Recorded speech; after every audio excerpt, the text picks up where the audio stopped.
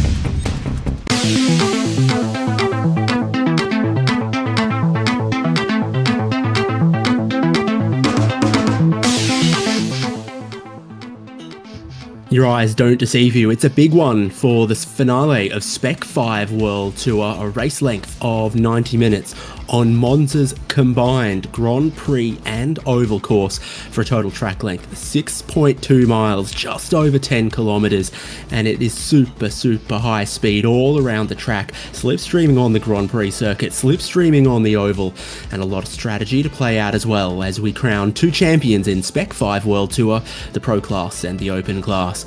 You're watching on HJBC, where we've brought you live coverage of every race. David Haynes here with Devin Peters and Michael Derby. Devin, they're heading out for qualifying right now.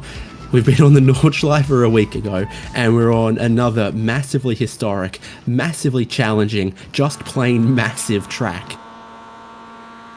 Yep, it's going to be a long one. A lot of foot to the floor. It's going to be a long, lonely road for these guys trying to do qualifying tonight, but we'll be there for it. And should be a good show. You know, we've been really appreciating the drafting and the tight battles we've been seeing all season long. And well, this is one of those formats that's pretty much guaranteed to give it out. Remember, if you're watching qualifying and there's a particular driver or team or anyone you're trying to follow along with, HJBC.live has live timing of everything we broadcast, both here in the Spec-5 World Tour and the Champ Car iRacing Series, on board right now with, dare I say, one of the championship hopefuls in the Pro Class. It can be a little bit of a toss-up between Ronnie Coates, who's had a couple of good races, a couple of off races, but he is here. Meanwhile, the driver who's, I think, won the most races so far this season isn't here. because Camden Hibbett is in somewhere called Carolina Motorsports Park, winning a Mazda Spec MX-5 scholarship. That's probably worth about as much as a house. So congratulations to him. That's why he's not here. He's hoping that the drop 3 worst races means that the wins that he has racked up this season so far will carry him to a title here. Yeah, I'm willing to bet that he might put the trophy from his real-world racing scholarship win in the place of the Spec-5 trophy if it doesn't work out. He'll certainly have a way to try his tears. In the open class also, we're thinking it's between Andy Cossack and Lee Martin for that championship. But of course, you've got 90 minutes of racing after this qualifying to keep up to date with it all. And this is in qualifying here. Ian Giebler and Lee Martin, who we're worried about. And this is a look at that banking. It's kind of a Sebring of banked ovals on account of, I think it also hasn't been repaved since before World War II. I was interested to learn that not only did they complete this track in under 110 days, which is frankly bonkers. Back in the 1920s, they knew how to work hard. They also had to deal with significant work stoppages because of conservationists mad about all the trees being cut down. When I was doing my research, I was curious about all of these bizarre facts. I was also very pleased to learn that this track is not actually just an iRacing special. This was a real circuit that they ran from 59 to 71, something like that, which is absolutely bonkers in the best ways possible. Yes, definitely no suspect history to Formula One running on the combined layout when absolutely everyone else had moved to rear engine cars and Ferrari were the only team left with front engine cars. And they decided to run it on some banking instead of the Grand Prix track. Here's Simon Foweather. I suspect he's only just getting into his first qualifying lap here. So turn 1 is the banking onto the right turning oval. You go around the oval, spits you out around the outside of the pit straight, where you then complete a Grand Prix lap. Somewhere here is the crossover, because the banking goes on a bridge over the Grand Prix circuit, and that's where the crossover happens in the figure 8. One of the more surprising cameos I've seen as of late of this circuit was on that weirdo 007 Road to a Million show. One of the teams tends to go to Monza's combined oval layout to find their amazing race style briefcase. Anyways, for all the people that are crossing over between that reality TV show and this excellent reality TV show that we run, great reference. Now, Italian World Rally Championship round also actually used a little bit of the banking here once. So much interesting stuff happens here. I think I've seen cycling races use part of this. Simon Foweather, you see there, I think he's halfway around the lap. So you've got this doubled up pit straight with the big green concrete wall down the inside. Now, of course, the start-finish line has to be the side that has the pit lane. So what you might traditionally think of as the starting bit is kind of halfway around the lap here, as he has to negotiate probably the first, yes, the first braking zone of this lap is about a minute and a half through it. Yeah, cold out there today, but luckily I don't think the tires are cold by the time they do their 4-minute warm-up lap, and we'll see. Well, the left ones aren't. That's for sure. And we'll see. We're following along with Ronnie Coates right here as he gets himself through what I believe is the first actual corner of the lap, nearly 2 minutes in. I'm defining actual corner by corner you have to brake for, in case that wasn't clear. The clear. second chicane comes after the first chicane, and that's why they Strong numbered argument, them yeah. that way. And through the Lesmo, still the Ascari chicane, and what they want us to call Curva Alboreto to close out the lap. Well, it'll always be a parabolica to me. Okay, I accept. There's where the banking goes over, and yeah, if someone ends up half a lap down, we might get the shot of one car on one car on the other. Not sure that's going to happen just yet. Ronnie Coates is the driver on this first qualifying lap who has all of the purple sectors. Why did I say that? Ray Lombardi's taken one away from him. But for the most part, Ronnie Coates is looking like the driver to beat on the first qualifying lap. 20 drivers are out there. Greg Mack is hanging around, but not on circuit. And everyone else is out there pretty much tracking along somewhere on their first qualifying lap. Ronnie Coates is most of the way around. Josh Olsen only just starting his.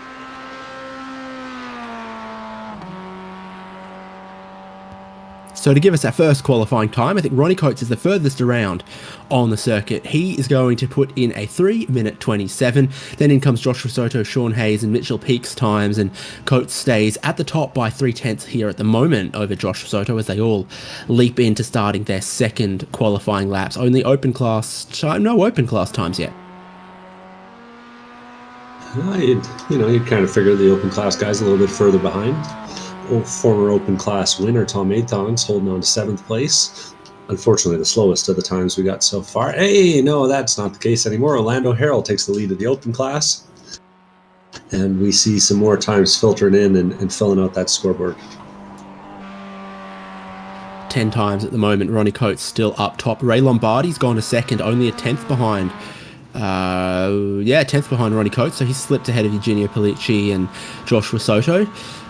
Hometown boy Eugenio Pellicci, only Italian in the field, unless you're going to correct me on that. No, I believe that's the only one. I'll go check everyone's addresses.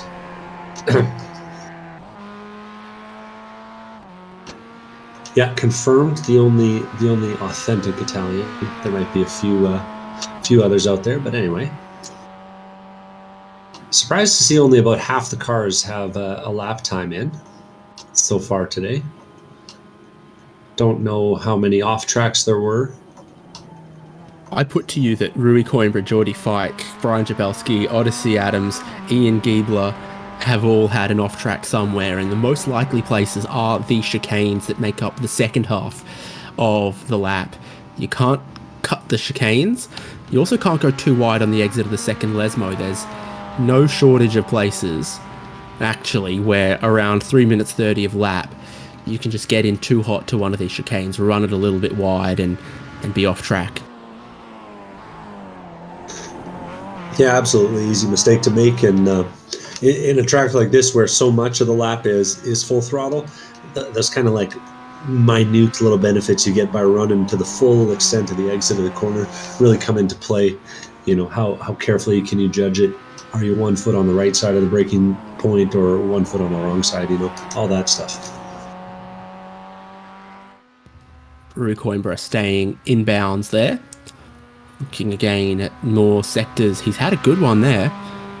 That's purple sector 4, which is mainly just the Lesmos there. Approaching Ascari.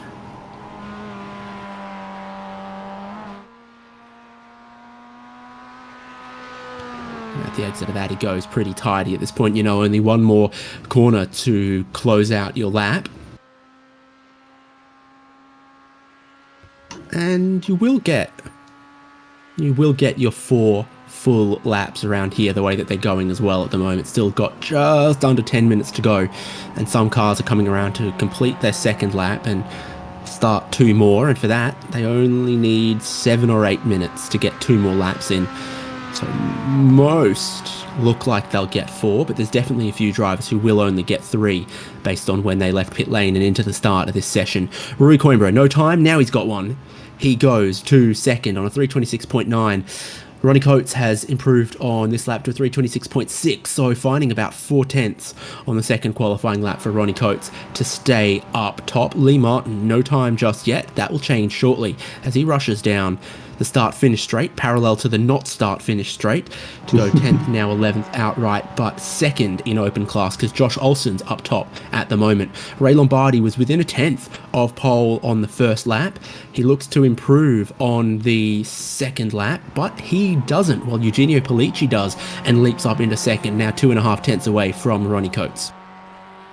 Ian Giebler sneaks in a quick one there with 3:27.6, good for second on the open grid, 8th place overall, and only 7/100ths of a second separating himself and Josh Olson on a 3.5-minute lap. If that's not close, I don't know what is. That's pretty bonkers. Fight gets his first lap, only good enough for 19th. Ronnie Coates, here he goes out of the second part of the banking and onto the back front straight, the parallel straight towards what would typically be turn 1, and I always still want to call turn 1, but it's not in this case. On this particular layout, it's still a very, very big stop. You've been at full throttle high speed for a minute 35 in this lap to this point, and then you've got to really slow it down, check that the gearbox is all still there, and try to work out the rest of this lap where the real work kind of gets done. This is a good question. What's the over-under on dead gearboxes at our race today? Got to think that someone's going to accidentally, hit first when they're looking for third, today. Tough to do in a sequential. Not impossible to... I forgot that we were driving the NDs, and in my brain they're all still, H-pattern NCs and NBs,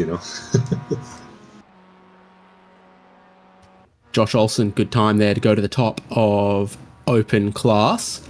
3:27.6 is his best. He's just starting a lap, and here's one of the things that we're gonna see is there is a great variety of banking here. He's trying to take the mostly flat bit towards the inside, but there is ludicrous angle as you go further up the hill. Yeah, and it's kind of tricky because on the one hand, your delta will tell you all about how much time you're gaining at the bottom of the track there when you do that inside line, and then you get onto the straightaway, and all of a sudden you've lost a whole chunk of time running down the straightaway because, of course, you lost like half a mile an hour running on the bottom. So always a bit of a tricky thing figuring out the rightest line on that. I'm following along with Josh. But his main competitor, Ian Giebler, is actually pretty close to the end of the lap now.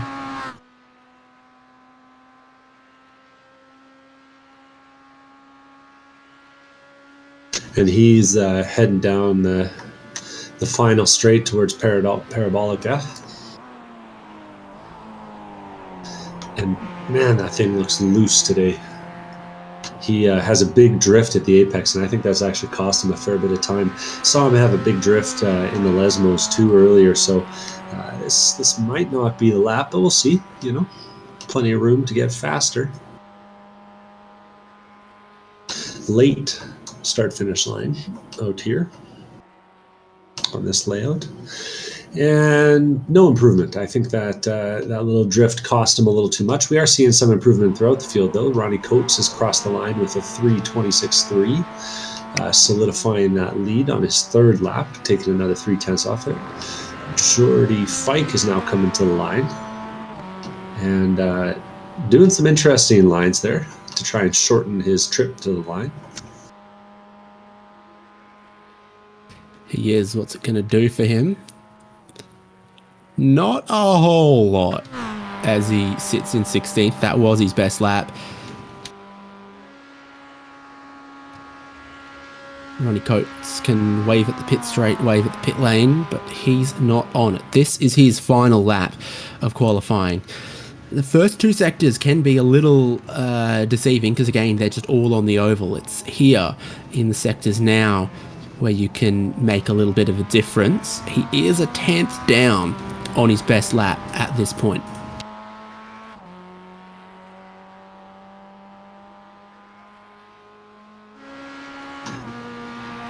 Yeah, it's going to be tough. You got to imagine that even our tires that this season have really enjoyed sort of warming up the whole way, even that is not going to be guaranteed to still be good after a 20-minute qualifying session like we're running today to get these 4 laps in. So some personal best for Joshua Soto. For Michael Coates, personal best to start this out. And he looks to go low early. Does he come back up the banking a little bit later on? We'll wait and see. Yeah, Delta will give you some real-time feedback on is down here working as they're working. It's very, very flat all the way on the apron. There's just a little bit of banking there. Then you really rise up out of the banking. The low part rises up rather than the top of the banking dropping down on the exit. So I can see why being up high loses you less speed than the line that Michael Coates has come from.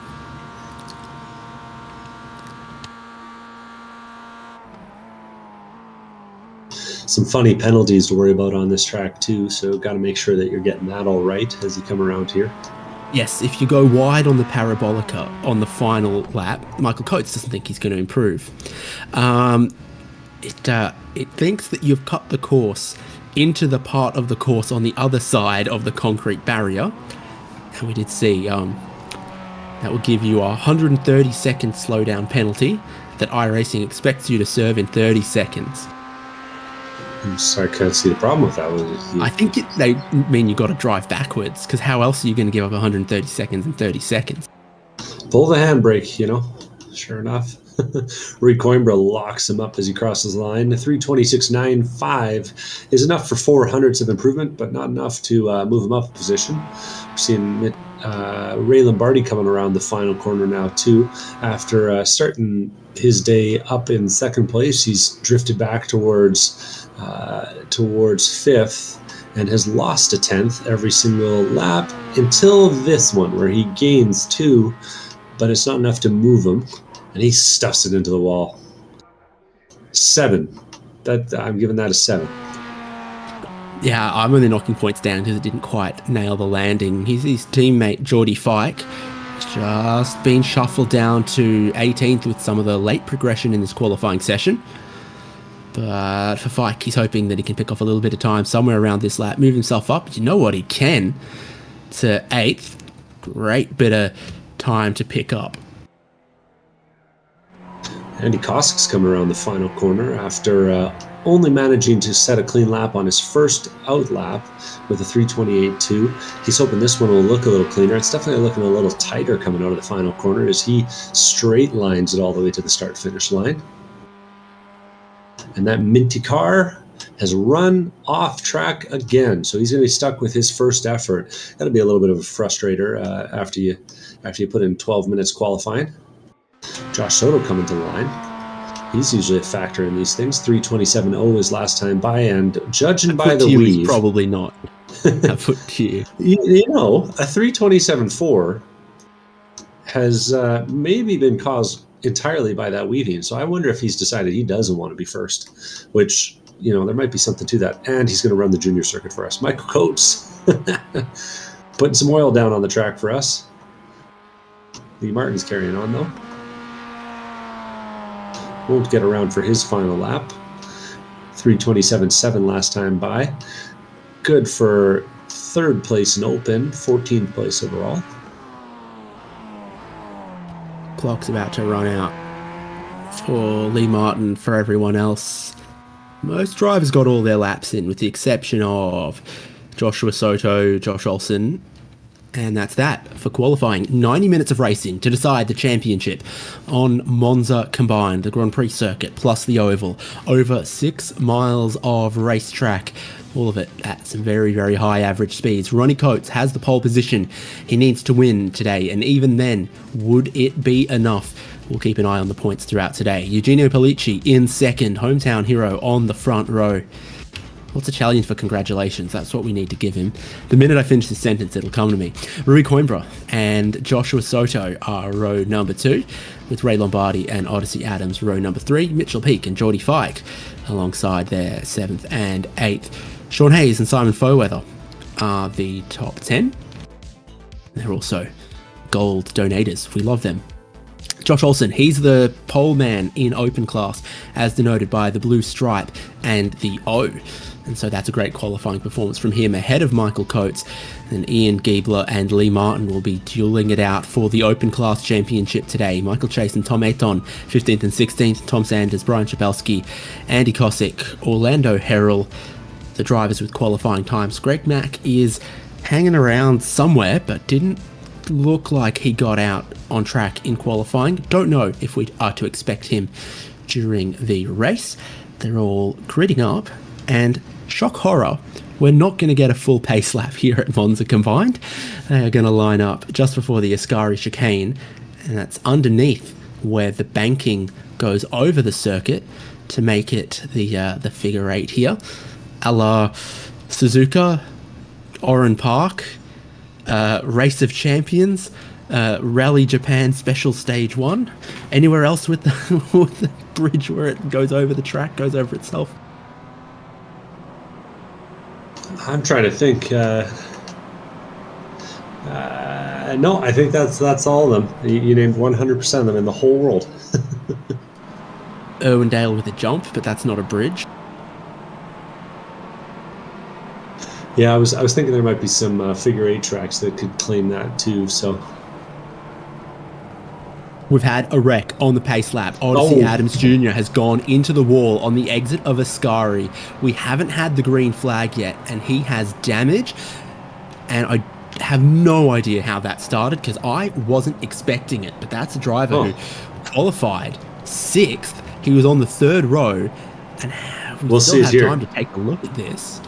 Oh, okay. We might not have time for the replay, but Mitchell Peak is coming around the final corner and sees Odyssey Adam, who's got himself loose and out of shape on the cold tires, sideways across the track. We'll leave it at that for now and get to the start. Adams has maybe done it to himself. So the pace car pulls in. You've got a narrower start straight here as we've got to share it with the other side of the track on Monza Combined, and then it's a flat out run into the banking, a long flat out run once we get this underway. Green flag comes out, Ronnie Coates leads them, but it will be a slipstreaming game for the first minute and a half of this opening lap, and potentially for all 90 minutes of round 13, the season finale, the championship decider of Spec-5 World Tour. Onto the banking we go, this old and historic concrete. Ronnie Coates has got the low line right now on the front row, gained a little bit of time with that short run, but when they pop off the banking, the drivers who are on the high line will carry way more speed on the long straight down towards the next part of this right turning banking. With the draft factored in, it can be an advantage to be on that bottom line, and we're seeing some of that draft playing early as cars are hooking up the bumpers and pushing for their lives on the inside line right now. Ray Lombardi's kind of looking to the inside, looking to push Ronnie Coates in two minds about whether he goes to the lead or whether he just tries to back his side of the racetrack and push Ronnie Coates along towards the lead. Still up high there, Rui Coimbra holding just a bit of ground through the banking here, but knowing he'll pick up a lot of speed when they get onto the next straight, and he might be able to lead the group into the braking zone at the first chicane. Out the banking we go, narrow exit, track opens up a little bit onto the Grand Prix pit straight. Rui Coimbra's got speed, but the bumpers are connecting a lot more on the inside line. Ray Lombardi is trying to keep Ronnie Coates in this fight, and he's done it. Coates goes back to the lead of the race with the inside line. They now all have to stamp on the brakes for a massively high speed down into first gear for a tight chicane. The whole field still 2 rows as we then get out of that first chicane. You could see a world where Ronnie Coates got absolutely swamped off that high-speed start, but held his line, held his medal, got just a little bit of help from Ray Lombardi. Rui Coimbra now into second in this race, and it's Ray Lombardi who looks like he might be under attack on the Grand Prix circuit. Biggest winners so far was Michael Coates in that green car about halfway through the pack as he managed to make some aggressive moves on the first set of banking, finding his way to the bottom line and carrying the momentum up 4 positions from his 12th place start. We're too wide going into Lesmo as Ray Lombardi tries to hold the outside against Eugenio Pellicci looking up the inside. Eugenio is going to get the upper hand, and if he decides he wants it, I imagine he's going to have the position here too. Pellicci into third. Lombardi goes back. Do got to be careful with the track limits on the exit of that particular corner there. You can use the curbing, but you can't use the AstroTurf like you used to be able to do. Lombardi under attack again. Still, Joshua Soto's to the outside of him. I mean, Soto's in the slipstream of Eugenio Pellicci. Will get some good overlap. Might look to swoop around the outside of Ascari, and he will because Ray Lombardi knows when his goose is getting a little bit cooked. It's a food-safe internal temperature. Mitchell Peak is then behind that, and Geordie Fike and Michael Coates, who you called out, gaining a lot of positions, still in line to maybe gain a couple more. They'll head to Parabolica, and then we have to do all that oval banking once again. Yeah, that's absolutely it. I expect it'll be a little calmer this time because they're going into it single file, but you never know. By the time we get to turn number 2, there's a good chance that these guys are 2x2 again. So from here, you get to about the apex of Parabolica, the track starts to open up like a parabola, and you get to full throttle, and you don't lift it unless you think you're going to make some very big bumper-to-bumper contact with the car in front until you get all the way around the 1.5, 2 miles of the oval. I don't know what size the oval is. It's a great question. I'll do the research. Feels like it should be bigger than 1.5 miles, but at the same time, I don't know. It looks like it's about 2.7 miles by my calculations. Ooh. That's a big old one. So things have sort of spread out a little bit as we're looking at the field here. We got 3 wide in the middle of the back straight, just ahead of our camera car, Michael Coates, and always a little bit scary to be riding behind the guys going 3 wide. Big drafts, though. You're seeing that pull Michael Coates up as he's nearly clearing the guys he's racing with. I think he's got Mitchell Peak on the outside. Car a little bit worse for wear after that contact with Odyssey Adams on the opening lap. Wonder if he's down a few kilometers an hour. And they're still trying to make it 2-3 wide here, just ahead of Michael Coates. Oh, change of lanes up at the front of the field. That was dangerous stuff there, but productive as Ray Lombardi is now going to be leading this race after that aggressive move to the outside. Allows him to clear the likes of Ronnie Coates, who was leading, and Coates shuffled all the way back to 6th and just holding on. Field briefly 3 wide on the pit straight as suddenly a lot of chopping and changing starts to happen on lap 2. Joshua Soto ends up with the race lead. Lombardi still trying to hold on. He's had a bit of contact with Simon Foweather, who's the driver, running off through the gravel, getting passed by a couple of cars that go around the outside of him, like Ronnie Coates, who now finds himself all the way back in 6th. Geordie Fike also picks up a couple of spots to go up into 5th there, and they might not be done picking off Simon Foweather. It looks like he has a chance to hold on. Eugenio Polici's back in 9th there, and he's the driver side by side. Yeah, he's dropping. It's like a rock all of a sudden after a pretty good early session and a good qualifying after down 7 spots into lap number 2. Suddenly, a bit of change starts happening. Joshua Soto leading. He's almost got 1 second over Ray Lombardi. You think with a slipstream like this, that won't last because it is a big train behind, and they can get just a little bit of bumper action. A little bit of pushing can happen. Yeah, it's it's always a game of timing on these kind of super speedway-esque tracks. You gotta be near the front to have a shot at it, but you gotta survive. So seeing some patient driving, depending on the driver, but definitely high stakes stuff out there right now.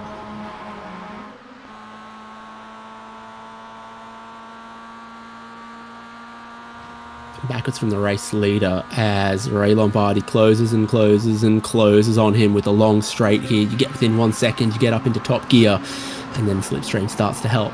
And Parabolica comes along. Eugenio Polici's trying to cut a move through on Simon Foweather to get some spots back, and a few others changing. Foweather's off the road, he's through the gravel, and he'll just stop short of the tyre. That's disappointment for Foweather. He kind of gets pushed a little bit wide. We'll see if we can get a look at it here. And yeah, he's on the outside of that was Polici, and then Polici and him come together. Foweather's a little bit loose, gets some dirt tire in the gravel, and yeah, not able to hold on to it. Ends up sliding just short of the wall. Here's an example of the different lines on the banking. Michael Coates is down low, gaining a little bit, but a lot of it, I'd say. Yeah, but then those drivers who are up high will gain a little bit later on. Ray Lombardi cuts underneath. Mitchell Peake's still going to stay high. The drive through on the high line, like Joshua Soto, Geordie Fike gained a lot of time. But here comes Rui Coimbra down low, picking up a really, really good slipstream. Coates is getting mugged here. Rui Coimbra starts to top out a little bit there as he makes his way to third, potentially looking for second. Into the banking we go again, and he's got to make a big decision. Do I go down low, take the short line, but use a little bit more steering, scrub a little bit more speed, or do I know that the up-high exit is so good off this second part of the banking and onto the Grand Prix pit straight? Michael Coates is going to follow him. There's not room to go 3 wide through here in this narrow bit coming out onto the straight, but now they can fan out a little bit if they want to. Massive, massive speed from Geordie Fike by the looks of things. The brake pedal comes on for him because he knows he's got such overspeed and nowhere to go with it. Bumpers locked for Coates and Soto. Soto's going to lead them into the chicane. Massive, massive braking zone. Couple distinct packs starting to form too. The top 7 or so by the looks of things were all glued together there, and then there was another little breakaway from 7th to, or 8th to 12th, and the third group 13th through the back of the pack. But as I say that, the filtering from 2 into 1 has kind of allowed Eugenio Pellicci to rejoin contact with the leading group overall. So it looks like maybe he'll be able to bridge that gap and get them back into being a full-on 14-car battle for the lead. Ooh, Michael Chase gets the chicane a little bit wrong, though, as we see him running wide in the background. 2 tires in the dirt, and he'll carry on, costing himself some positions, though. Frantic stuff through the opening 10 minutes of pack racing, but a few little trains starting to form. There's 3 of them, really, I think. Joshua Soto with the lead. Not that he's going to stay in the lead forever, as Rui Coimbra motors past. And Michael Coates follows him. And then you've got Sean Hayes leading the group that we were looking at. And Orlando Herrell leading his own little group. Highest running open class driver at the moment. You've got to point that out. Ian Giebler in that second train, while all of his competitors are in the third train. Well, they kind of got it all wrong on the back half of the leading group, as Ray Lombardi, Ronnie Coates were all forced to check up because Michael Coates looked like he kind of got the corner a little bit wrong on the way into the chicanes there, the S's.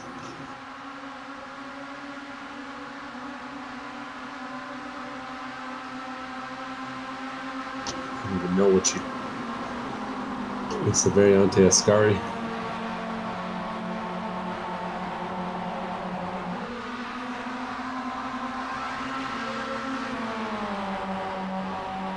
As we come back out onto the front straight again, it's kind of tight up there at the front. Michael Coates is trying to find his way up the inside and not getting a lot of help from Josh Soto, who's worked his way up to second place, now third, as Coates uses that run to pass all the way around the outside of Rui Coimbra. And Coimbra will have that short run that we've seen be so productive, but I do wonder if this draft from behind is going to be enough to send Ronnie Coates flying by, as he comes up with a lot of speed, opts out of the bump on the banking, probably for the best. I think you can bump in a straight line here, but you do got to be so cautious about bumping on that banking because it's very steeply banked. It's very, very bumpy. It has not been used properly in 60 years, and it's because it's so bumpy. Very, very old concrete there. Seeing a couple of brake lights tap on as they then head into this next section here. Top of 5th gear. Just a little chip on the windscreen there for your race leader, Rui Coimbra. Yeah, I'd get that filled with resin before the crack grows and you need a complete replacement. I'm just enjoying behind them in this little battle pack. Ian Giebler, welcome to racing with the pros. He's getting all kinds of push from Michael Chase behind, who's just smoking that bumper. Yeah, these guys are like, come on, we can catch the leaders. And with the leaders going 3 wide here, I think you stand a fair chance. So briefly 3 wide. Ronnie Coates shot down the middle, went to the lead of this race here, leaving Michael Coates on the outside once again. No relatives, name not spelt the same, allegedly pronounced the same. There we go. Off the chicane, good exit for Rui Coimbra, now going to second. That action seems to be happening, though, around the teammates, Ray Lombardi, Geordie Fike, because now they've got Mitchell Peake around the outside of them, Eugenio Pellicci catching them up, and a group of Sean Hayes, Ian Giebler, Tom Ayton, and Michael Chase, who've been able to close up. Critical stuff here in the points battle too for Ian Giebler. If he can stick with this lead pack of all pro drivers, he's going to make himself more or less insurmountable. Lee Martin needs to find his way from deep in the field, 16th last time, past the line, if he wants to have any shot at closing down that gap. And right now, I'm just not seeing that pace out of him.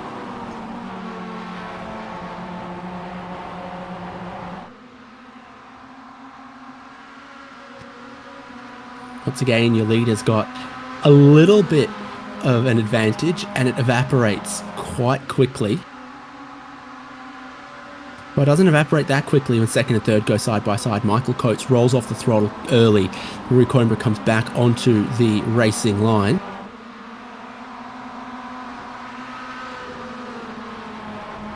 And as we come on to, this is lap number 4. Is what are we looking at? What's the fuel window here? I guess maybe lap 6, 7, 8.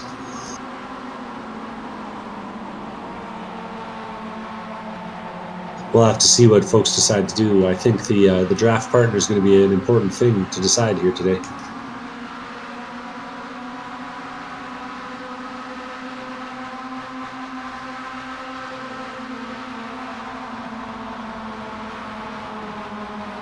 Little bit of bumpers interlocked for second and third, making sure that the driver who had a 1 second lead in first doesn't get away from them. Ooh, rough ride across the seam between the lower part of the banking and the higher part of the banking. Really out of control moment for Rui Coimbra there, and it cost him his momentum too. They're all piling up towards the lead. They split the middle on Lee Martin as they went into turn number 1 there. That was an exciting moment for him. Orlando Harrell on the outside, Tom Sanders on the inside. Keeping an eye up at the front, we're seeing some more of the same. Ray Lombardi goes to the lead with a little bit of a run, and he'll get to decide which lane he wants to support. Right now it's the inside line. We'll see if that carries into the corner. Coimbra went up extra high, opened up that middle lane, seeing the kind of speed Ray Lombardi had. Lombardi went through to the lead. Now he pops up back high again. And Ronnie Coates with the low line. Soto trying to pick the middle here. Now the lane opens up for him on the outside. That's a good place to be, on the outside, on the exit of this banking. 3 wide is a big squeeze. But Joshua Soto goes through to the lead of the race. Lombardi's got some good speed there as well. The drivers on the inside are actually going to run out of steam potentially here. No. I think Soto's playing a game. Yeah, it does seem on brand for Soto. He's a smart driver behind that car, and he's got plenty of pace, so he's always got a little bit of extra brain power available to do strategy, and that might be what's going on now. I was shocked to see Michael Coates with 2 tires in the grass coming off the banking. I don't think I've ever seen a driver do that on the inside. That was pretty bonkers.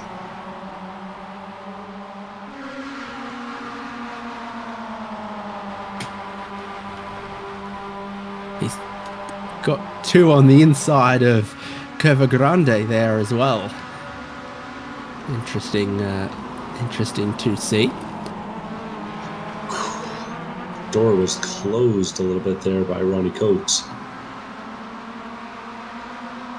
When passing is so free and easy on the banking, so to speak, you don't really want to take too much risk through these chicanes or through the Lesmos, where you can pick up, not only off tracks, but through the chicanes very easily pick up a slowdown, and that would drop you, 2-3 seconds. It would drop you a massive number of positions that you'd struggle to get back. And if you're a driver on the tail of this group, like Sean Hayes, Mitchell Peake, Tom Athon, Michael Chase, that would drop you out of the pack, out of the slipstream. You'd be dancing all by yourself. Oh! To the middle of the road, a little bit of contact as Ronnie Coates wants the inside into Ascari, first and second, with a little bit of a tussle going on. It's been a well-coordinated slow dance to this point, but they just stepped on each other's feet a little bit there. Someone tell them this is a double-length race. There's still over an hour to go, and they're middle-of-the-road defending going into the Ascari Variante.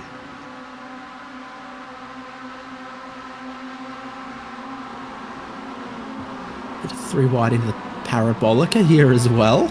Michael Coates has to really get on the stoppers down the inside to not tag the rear quarter of Joshua Soto, who was also a little slow in. Hello, pit lane. No, that's just on this this variant, the very tight out Parabolica, to stay on the right-hand side of the pit straight to lead them back onto the banking once again. Soto and Ronnie Coates very close. A lot of speed coming into this from Ray Lombardi as he goes up high. And he's going to tower over the other drivers as he goes around the outside here. He'll need a little bit of help to make this work, though. And he might get it in the form of Roy Coimbra, who's behind, getting closer and closer. Look at Giebler making some time, making some positions here as well. He's on the inside line behind Michael Coates. Now the bumpers interlock in the middle lane to push Joshua Soto through to the lead.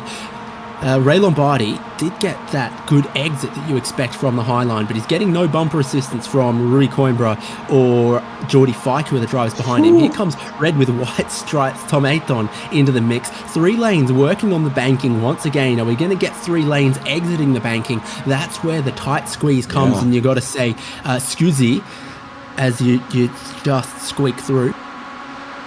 Oh, and they're thinking about, a little bit of contact there in the middle lane, too. That was Tom Aton, who's already made his way up into this group, and Ray Lombardi tapping each other.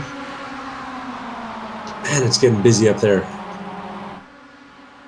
Super, super busy here. Look at that next group as well. It's Monza Combined Racing in Spec-5 World Tour. Kind of what we expected to see. A little bit of Daytona on steroids. Yeah, always good time around here, but you just don't, when you're doing this on in a league that isn't as specialized as these guys are, you don't always get to see this this kind of sustained action. This is really impressive stuff. Wide line this time by for Roy Coimbra. Not sure what's going on for him as he's dropping back a few positions.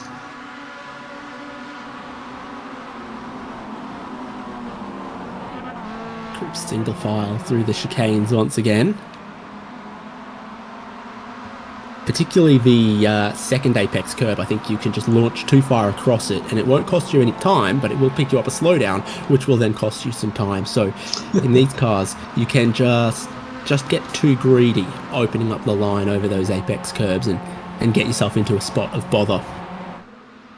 You always got to be careful. 6 laps in, still 12 drivers in contact with the lead pack. Speaking of, Josh Soto at risk as Ronnie Coates comes up the inside this time. Josh Olson's got to slow down. Now, I'm glad I've opened up this tab to keep a look on who's got black flags, because Joshua Olson got himself one.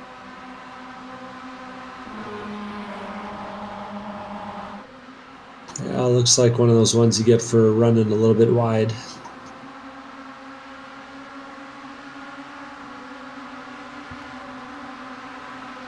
So what did your research about the pit window tell you? Because this has certainly been the most aggressive lap we've seen from the leaders. 3 wide on the banking all the way through, 3 wide down towards the first chicane.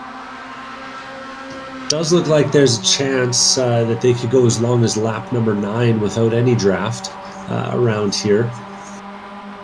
Fuel numbers were pretty shaky, though. It's hard to replicate pack racing like this when you're trying to calculate the fuel numbers. I wouldn't be surprised to see anyone trying to do 10.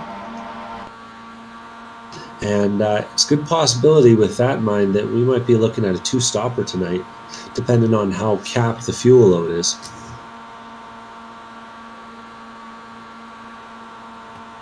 So Coates and Giebler up front at the moment. I was going to say Ian Giebler, open class leader, looking for the overall class lead around the outside here. Oh, but he's not going to get it. No help from the pro class driver, Michael Coates, as he shoots around the outside. Just like a high five, it was down low, too slow.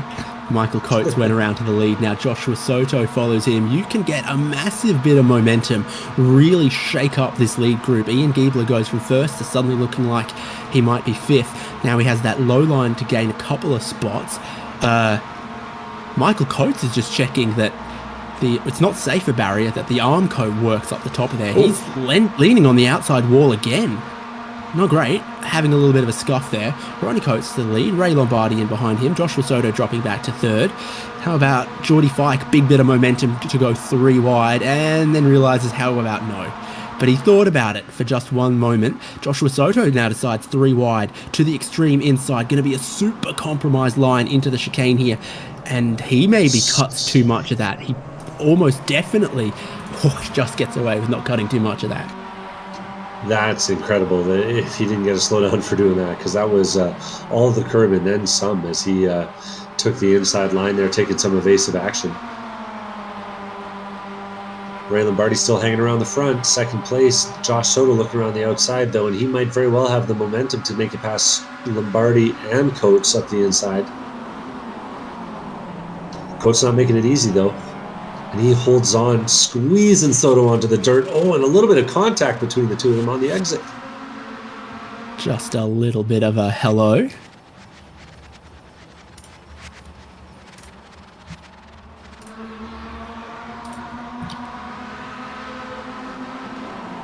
Carrying on through the Lesmos, another little bump, and Soto gets pushed wide by Michael Coates. I think Coates might have listed his braking zone. And seeing things get a little bit spicy in this field. Lap 7 right now. Still as many as 2, maybe 3 laps to go.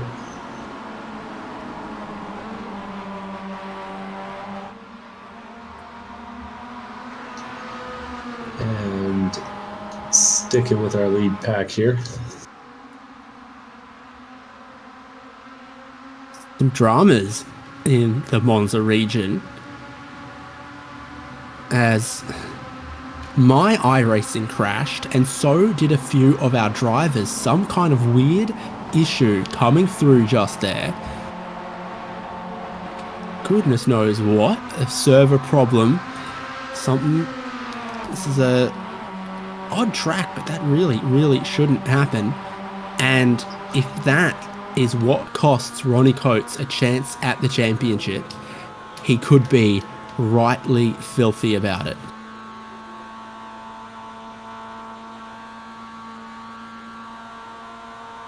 What are we? Who was it that ran the Le Mans 24-hour with the many infamous crashes?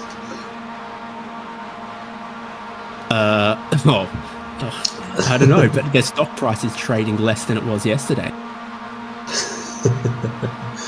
Either way, they go, and it's teammates. You can tell, Team Esports Racer there.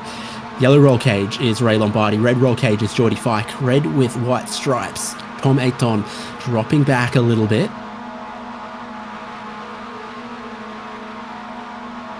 Yeah, and Ayton sticking up with the lead pack despite qualifying pretty deep in the field. I want to say that when we saw him getting under the way, he was not in the top 10. Ayton, of course, last year's Open Championship winner, hoping to try and convert that championship win into a little bit more. And by the looks of things, I think that we've lost Lee Martin, Greg Mack, Simon Foweather, Orlando Harrell, and critically Ronnie Coates. Oh, a little bit of drama going into the first turn there too. Big drama at the first chicane. Big check up as sideways. Oh, And now he's going to get turned again. Oh, that is Ray Lombardi having an absolute nightmare at the first chicane. Oh boy. And no one's going to be happy about that. And I'm not sure if that was just netcode, but that's left a pretty wounded car for Ray Lombardi as he tries to carry on. And this endurance race is really looking like an endurance race with dramas up and down the field.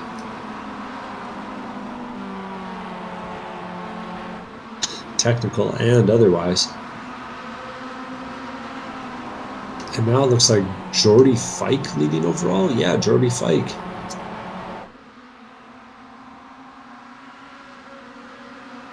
It is the leading groups down to 9 cars. Geordie Fike, Sean Hayes, Joshua Soto, Rui Coimbra, Eugenio Polici, Michael Chase, Ian Giebler, Mitchell Peake, and Michael Coates. Well, this will be a big points shakeup. I gotta think, with a few of these drivers running up at the front. Fike certainly, this would be by far his best finish of the season if he manages to hold on to this. Michael Coates is doing something back there. Yeah, not sure what that was all about.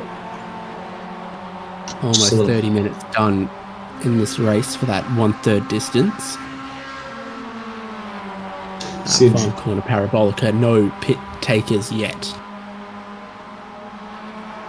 Seeing 2 wide though going into 1 as Soto decides to make a move. Why did I say that? Tom Aton's in now, but probably because he's got a fair chunk of damage. This is for the race lead here. Geordie Fike up high, Joshua Soto down low.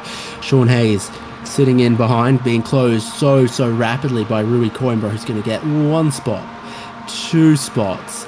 Can I get 3? Yes, I can. Rui Coimbra to the lead. Yeah, Tom hits the pit lane after all that damage, but interestingly, Ray Lombardi continues on. He's got a drafting partner in Brian Chabelski, or at least did momentarily, so I wonder if that means he's got not enough damage to justify the pit stop. Either way, Josh Soto's up the inside here as we watch this lead battle continue on. Geordie Fike's on the outside, and Rui Coimbra slotting himself back into 3rd with Sean Hayes in 4th, and wow, that's a big run behind. Big lane switch there for Michael Chase. Big check up as this group caught the leaders. Giebler, Coates and Peak had a massive bit of speed going on. The leaders were already side by side and they appeared at big speed. Now with 3 wide for the race lead. Soto on the inside, most momentum, and the side draft goes to Rui Coimbra. Geordie Fike drops back in line. Michael Coates again slamming on the brakes because he's got so much speed as he comes up to the back of the group, has nowhere to go. Still a bit side by side here. Rui Coimbra to lead them into the chicane. At the outside, Geordie Fike's trying to be careful, trying to be a bit cautious after what happened a lap ago. Yeah, it's despite the loss of a couple of drivers, it's still very busy out at the front. Not everyone showing a ton of patience.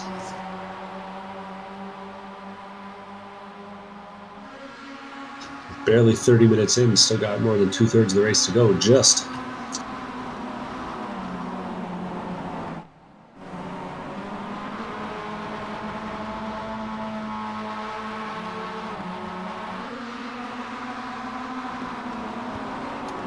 Leading group in the setting sun. It is going to get pretty dark by about an hour's time here in the national park at Monza.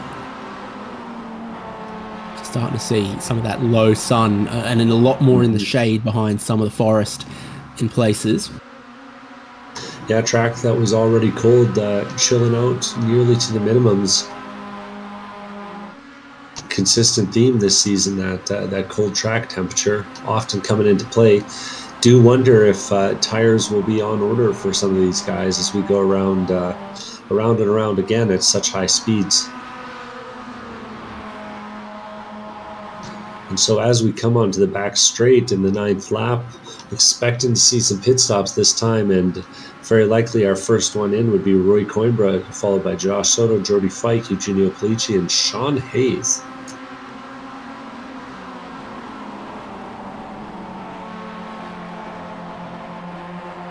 Things looking a little tight off this final corner.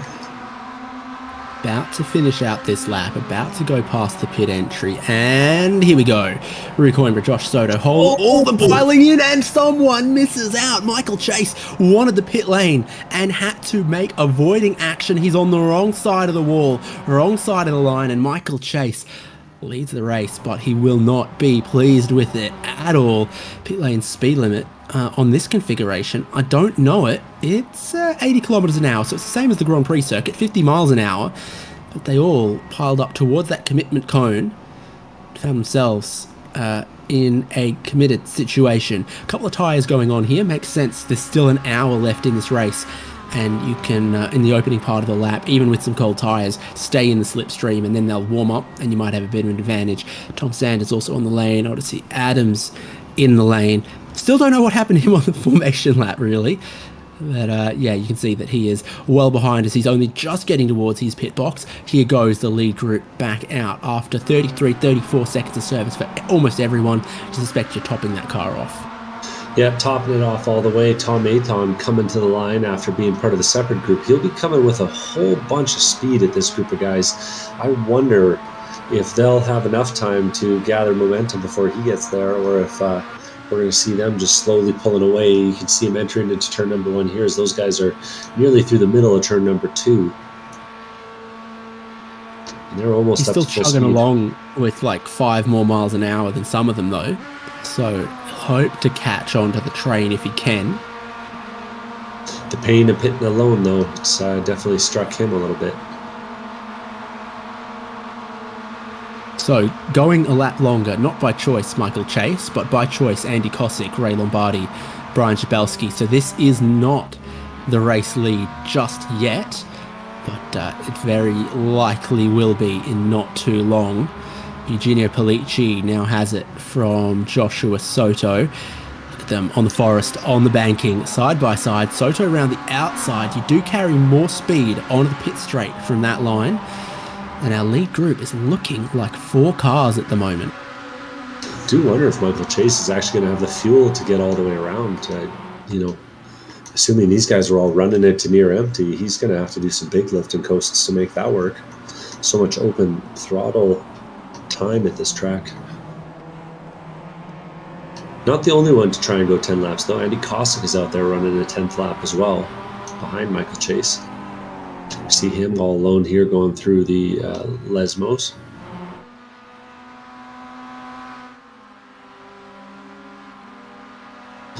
And he's being followed by Ray Lombardi in that yellow roll-barred car, and Brian Chabelski, who Brian and Ray have kind of been working together ever since Ray got tangled up with Tom there earlier in the race.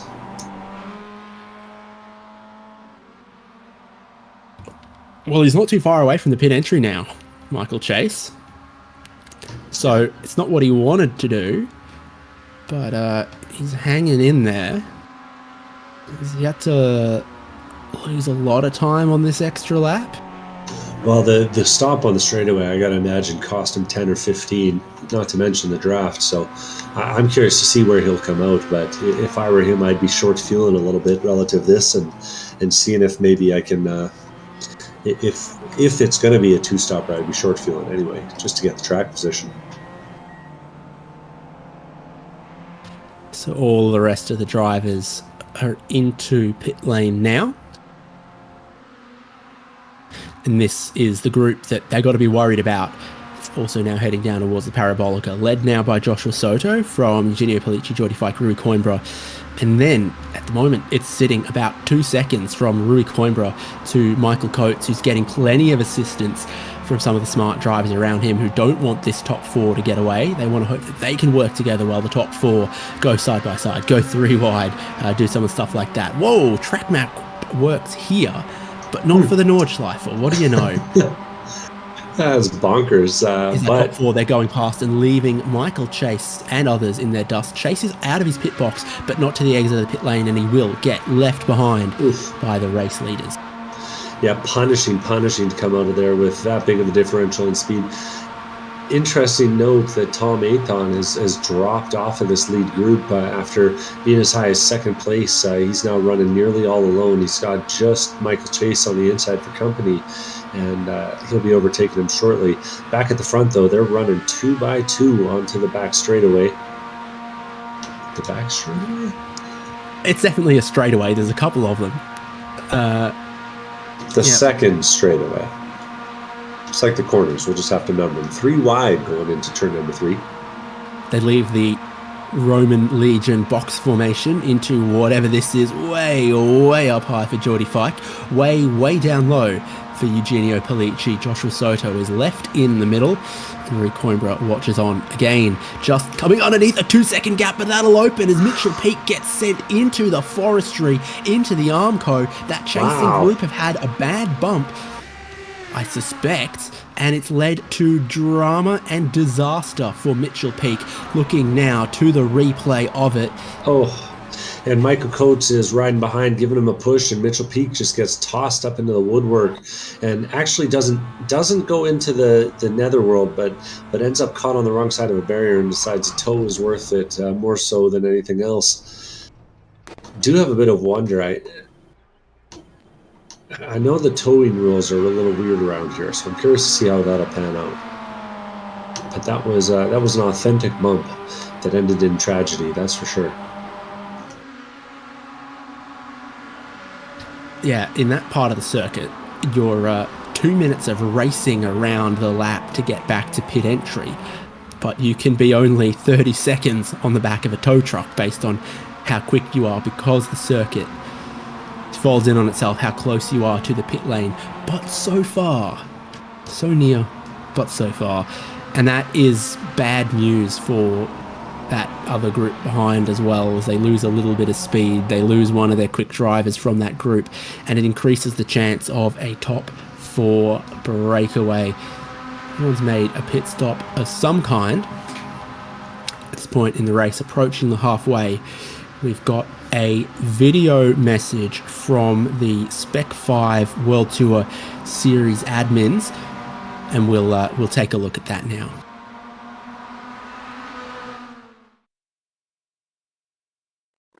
Hello, everybody. My name is Ray Lombardi. I'm one of the admins in Spec-5, and we as admins have a message for a couple of people, and basically maybe everybody who's been struggling with something recently. There are a couple of our members or drivers, or longtime drivers, who have been battling severe illness recently, and also one of our members who has lost his wife to that same illness. The illness being cancer. I'm just going to say it. It's a word.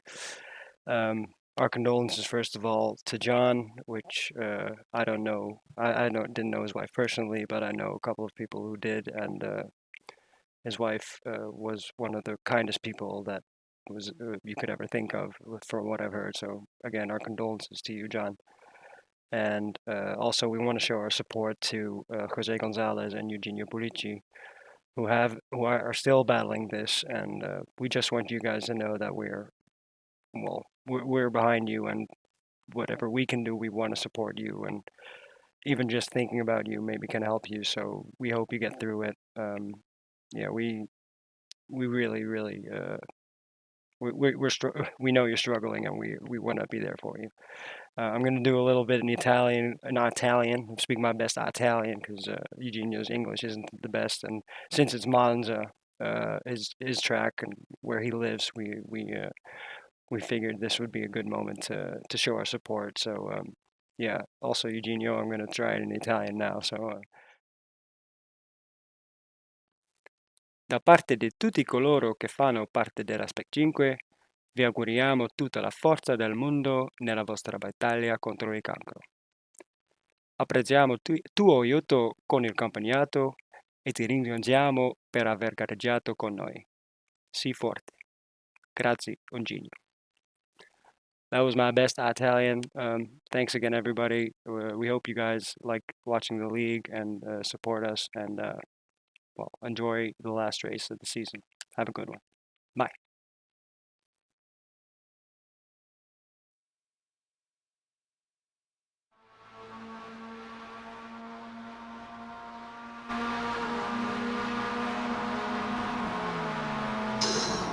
No matter where you go, the community in racing is always strong, whether it's laying underneath the car at 2 in the morning or, bumping doors on the racetrack. And, we lose one, we feel it all. It's been a pleasure being a part of this community, even for a short while here. And we here at HJBC, we know John well, and are just gutted for his loss. And,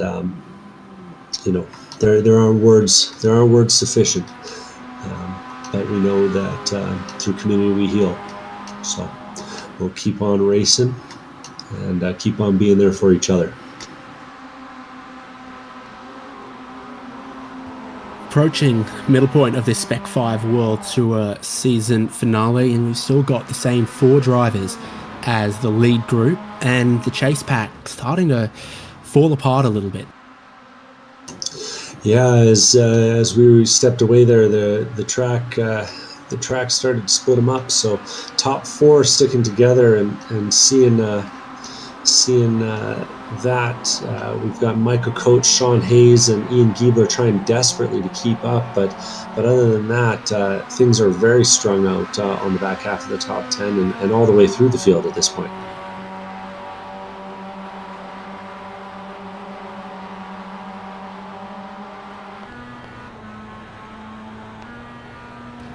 following along. We got the onboard look here at Eugenio Pulici as he carries his run up the inside.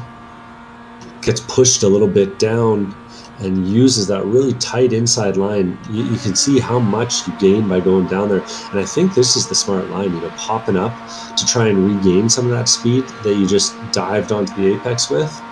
Soto's going to get the run around the outside here, and I think Pulici will let him by, but I wouldn't be surprised to see him dive back in behind and try and carry on. If he gets the chance, because that space is starting to get occupied by Rui Coimbra, there's just room for him to come across now, and he will. And they're all back single file once again. And now they're not. We briefly had a look also at Michael Coates' view as he can see the top four, but just can't do anything, can't do enough to close back into them. He's got no help, no support. Sean Hayes and Ian Giebler might be able to work together to get to him, and then them work together to get to the lead, but it's getting tougher and tougher as we go on. This is Giebler behind Hayes, catching Coates, and then together they hope they might be able to catch the leaders. It all depends on how it plays out with that top four. Yeah, these sprint drivers are just about to get to 45 minutes, so that's one sprint race away. One sprint race down, one to go.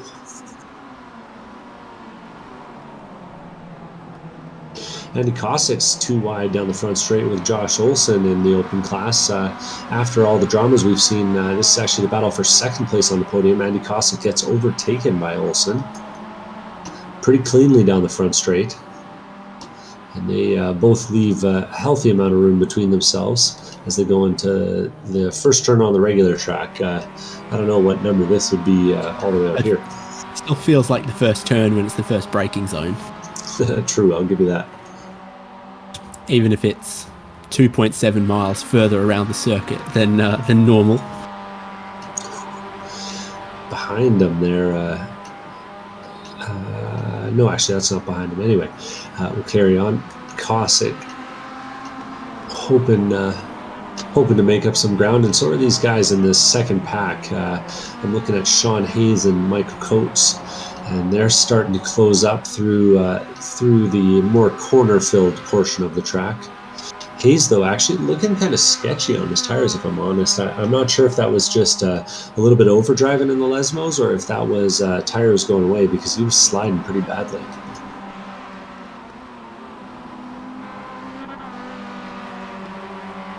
We'll see if he does some more of that. Yeah, see another little drift there. Gotta wonder how these tires are holding up. Spending so much time at full throttle near top speed, they gotta be pretty hot. Straight line, you're going to be all right, but I suspect that banking, the way it's bumpy, the way the car moves around, probably does load them up pretty strong. And you see different lines on the banking lose different speed, and that's sort of an indication of down low, shorter path, but there is more lateral loading, more tyre scrub going on there, and that of course would put a lot of heat over a long period of time with the long corner loading. Another lap complete. And Coates has now got Sean Hayes and Ian Giebler in contact, but they all collectively lost about 2 seconds to the race lead on that lap, and that's sort of how much is in the slipstream versus trying to do it alone.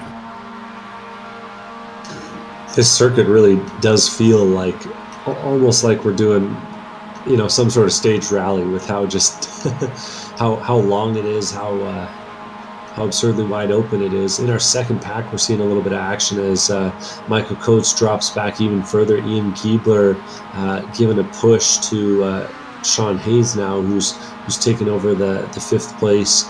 If Coates will let him, I'm not sure Coates is going to let him as he holds down the inside. Coates has been really comfortable sticking tight to the inside line, sticking tight onto the inner wall. So we'll see if he runs that same line up off the banking, and sure enough he does. I wonder if he thinks or feels that he's gained it a little bit by staying on the flatter part of the track. Either way, they're too wide going into one. Yeah, still leaves this group side by side, a tantalising distance away from the race lead. Talking about the strength and the power of that draft, as Michael Coates will retain the lead of this group. pole was a 3 Coates is off Yeah, and around. that was bizarre. It's almost like he got him spinning on the exit. You know, he turns out of the corner and you see him get power on, and the car just won't come back. I wonder if that's some really overheated tires on his car. This That slide going and the curbing doesn't help it. yeah, I was gonna say this track is an oddity in the real world. It's also a bit of an oddity in iRacing. You know, it has a tendency to kind of act in funny ways, do funny things to the cars. So we're saying pole was a 3:26.3. The fastest lap of the race is a 3:23.5, almost a full 3 seconds quicker. Picking up a good slipstream, having some nice, good bumps, getting a nice toe and a slingshot. Way more time to be found in that than driving along by yourself on a layout like this. Yeah, that's I mean, the biggest difference you'll find anywhere.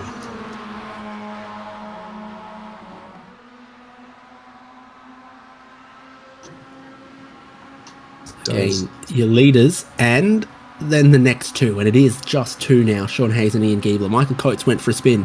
Mitchell Peake went to explore Italy's natural beauty. With a little bit of assistance from Michael Coates, of course.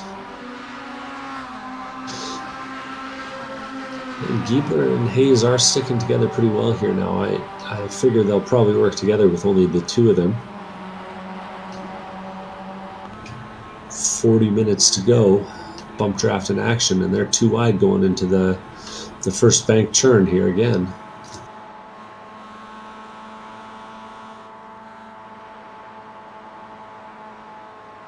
There's sort of 4 lanes on this, and you gotta get in one, and you can see, there's 10 degrees of extra banking when you go one car width higher up, and there's a seam around where the yellow line is, and then I think there's another one that leaves you just one lane width down at the extreme inside.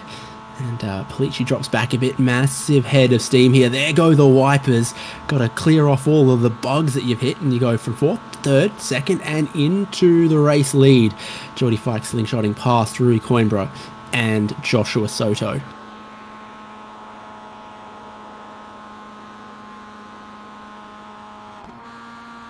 Ooh, seeing a little bit of action behind. Ian Giebler's trying to give a push to Sean Hayes through the banking. We've already seen this go wrong once. I wonder if we're going to get another little bit of drama here.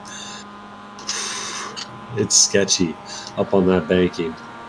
You can see him wandering around.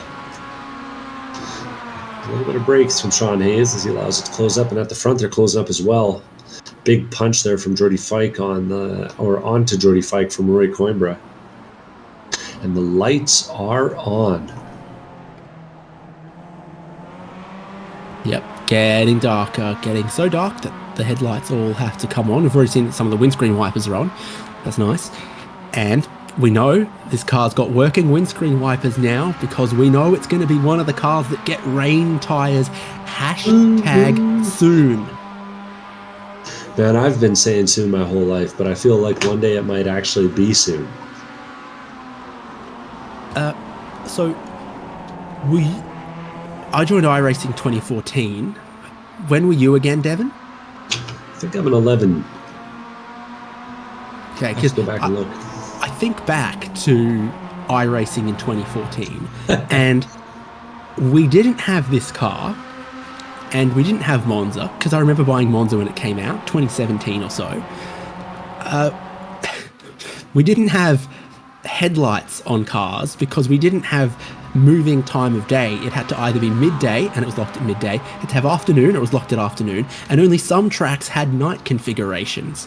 Famously, Daytona, Motegi had one, and that was kind of odd. You could race at Motegi at night when a lot of other tracks you couldn't.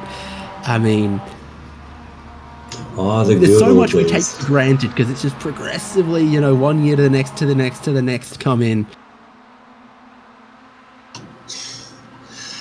Yeah, it's, I mean, there's been a lot of good stuff along the way. There's a reason I've stuck around this long, but coming up And then, of course, the endurance racing that brought us all together, right? Yep. Team driver swaps only came in 2015 or so. Ooh, we're going to have some fun down the front straightaway here. I think if we're lucky, the camera might show us just up ahead of Roy Coimbra and Jordy Fike is Orlando Harrell on the other side of the barrier, heading down into the first braking zone of the track while these guys all go up onto the banking of the track. You see him in the background there. Okay, because I thought you were going to talk about Eugenio Pellicci pitting from the lead group. Making That does seem 3. That does seem more pertinent to the overall race, if we're honest. Except for the fact that he's just disconnected. Okay. So then there were 3, I suppose. Yeah, it's an odd one out there today. Fike looking to get his best finish of the season. Soto always a contender. Rory Coimbra riding in the draft, looking for a good one for him as well.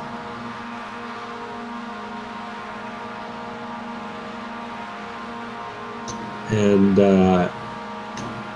Soto, with a big finish tonight, could potentially be looking at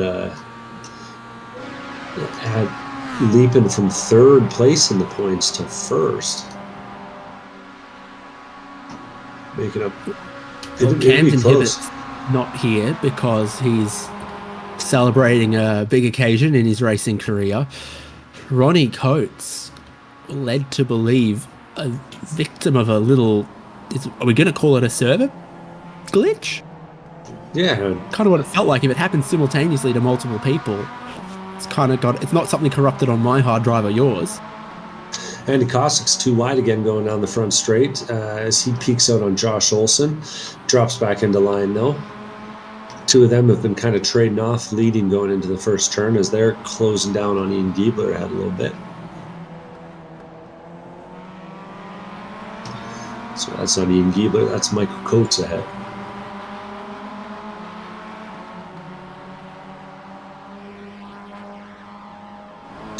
Yeah, I don't know what to call that. The last time I had a server issue with iRacing was one of those first endurance races where things got pretty funky. But it's been a long time since I've seen anything like that. Riding along now with Tom Athon and Michael Coates.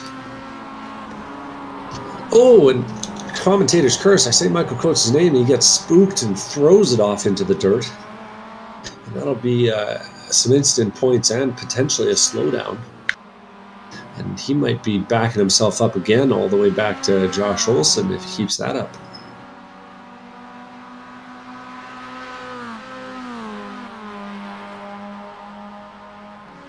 Stick with this battle for position between Olson, Kossick, and Shabelski. Shabelski, 3rd in this group, is in the pro class, running 10th overall. He'd like to overtake these 2 open class drivers ahead. For anyone who's new tuning in, we do kind of have a fun point structure here where the pro and the open class drivers are scoring points in the same grid finishing order. They're racing against each other, but they're being counted to separate championships. So if you do like Ian Giebler does and get 2-3 pro class drivers between you and the rest of the grid, you can make a big difference. And vice versa, if you're a pro class driver that isn't quite hanging with the open class guys, it's going to cost you some points.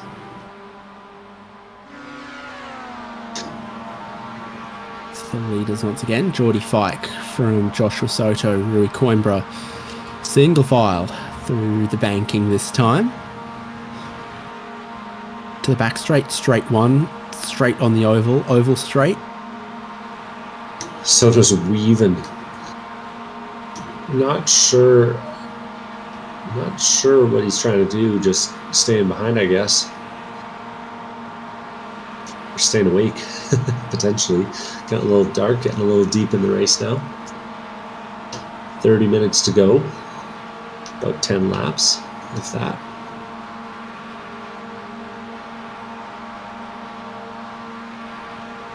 Really is kind of wild to imagine the, how it might have been driving some of the things that, frankly, the jalopies that would have been going around this thing back in the day, spitting oil and, co-driver and all that.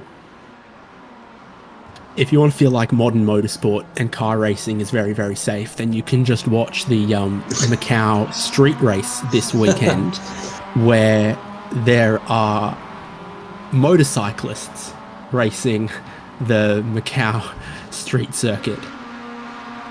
And I've seen some pictures of motorcycle racing on Mount Panorama, and I think you'll start a race with 20 riders and you'll finish with 10 because they're the only drivers left. Insane stuff. Yeah, that's pretty special.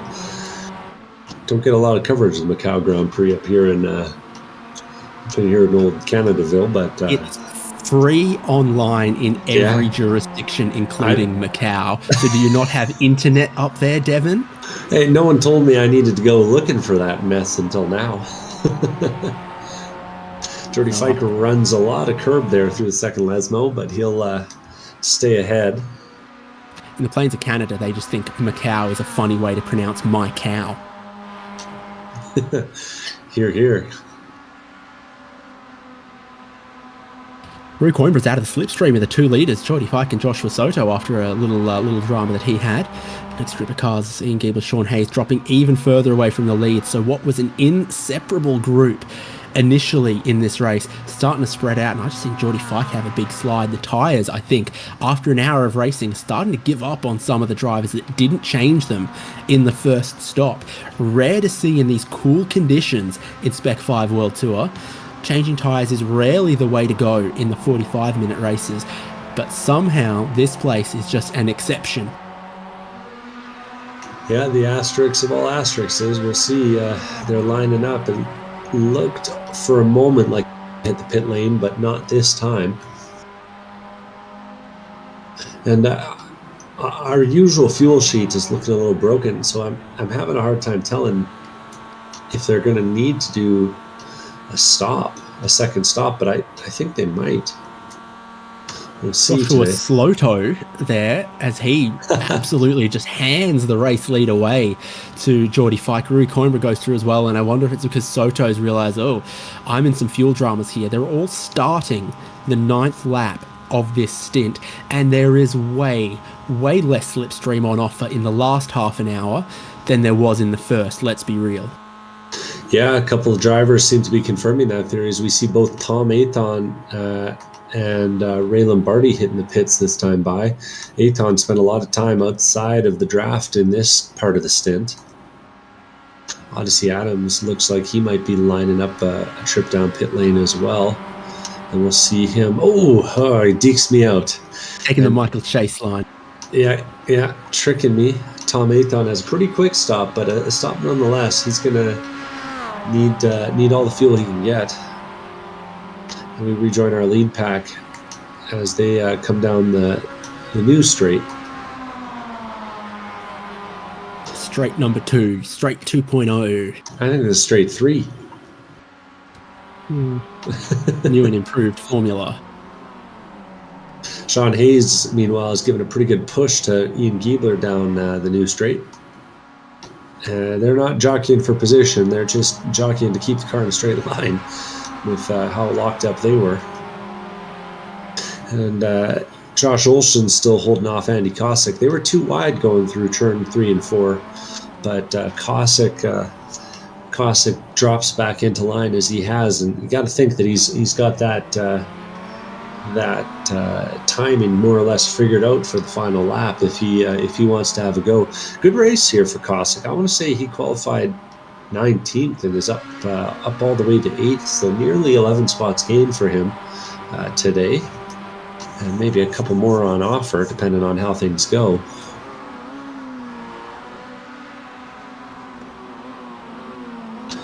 Enjoying himself in this Spec-5 series though, and starting to finish a little stronger every week in that open class.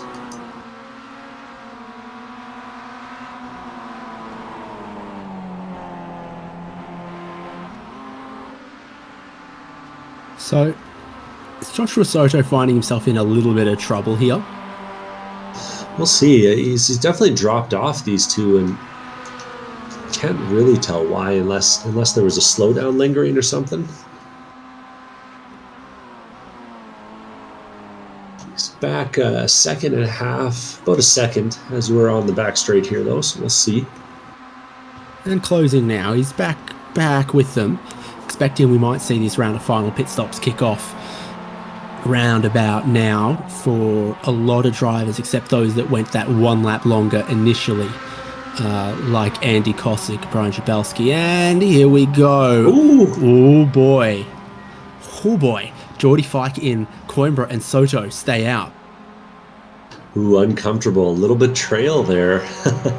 Two guys that were working together no longer. Rory Coimbra and Josh Soto carry on. And you got to think that you'd rather be in the pair than be the guy who's solo on the pit lane. I suspect you're probably right. So it's Rory Coimbra and Joshua Soto left together. Other drivers hitting the pit lane: Michael Coates, Josh Olsen, Andy Kosick and Brian Jabelski, because I just said they'd be staying out, so they've come in. Hey, you know, commentator's curse works on many, many levels.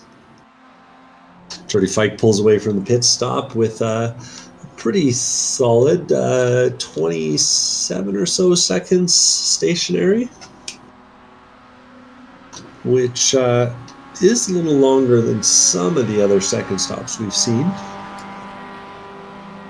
But as things shake out, I have a feeling it'll be fairly average.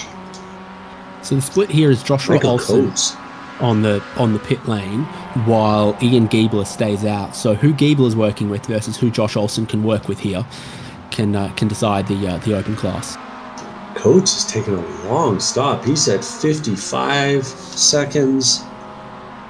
It's because he's serving the black flag, Devon. This would impact the pit stop time. Speeding on the entry. It's a much weirder, tighter entry here than when you've got the full width of the Grand Prix straight. So it wouldn't surprise me if some drivers got in a little bit hot, and maybe that's what's done it for Michael Coates. Yeah, standard fuel and a 30 seconds black flag. That'll give you a minute and 3. So that's pretty much exactly what's happened there.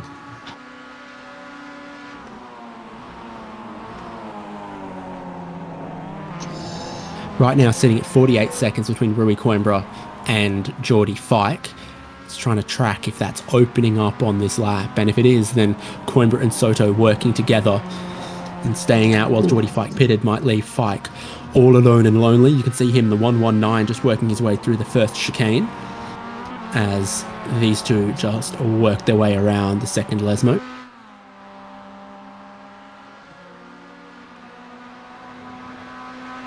That will be an interesting one to watch as we see them battling the stopwatch.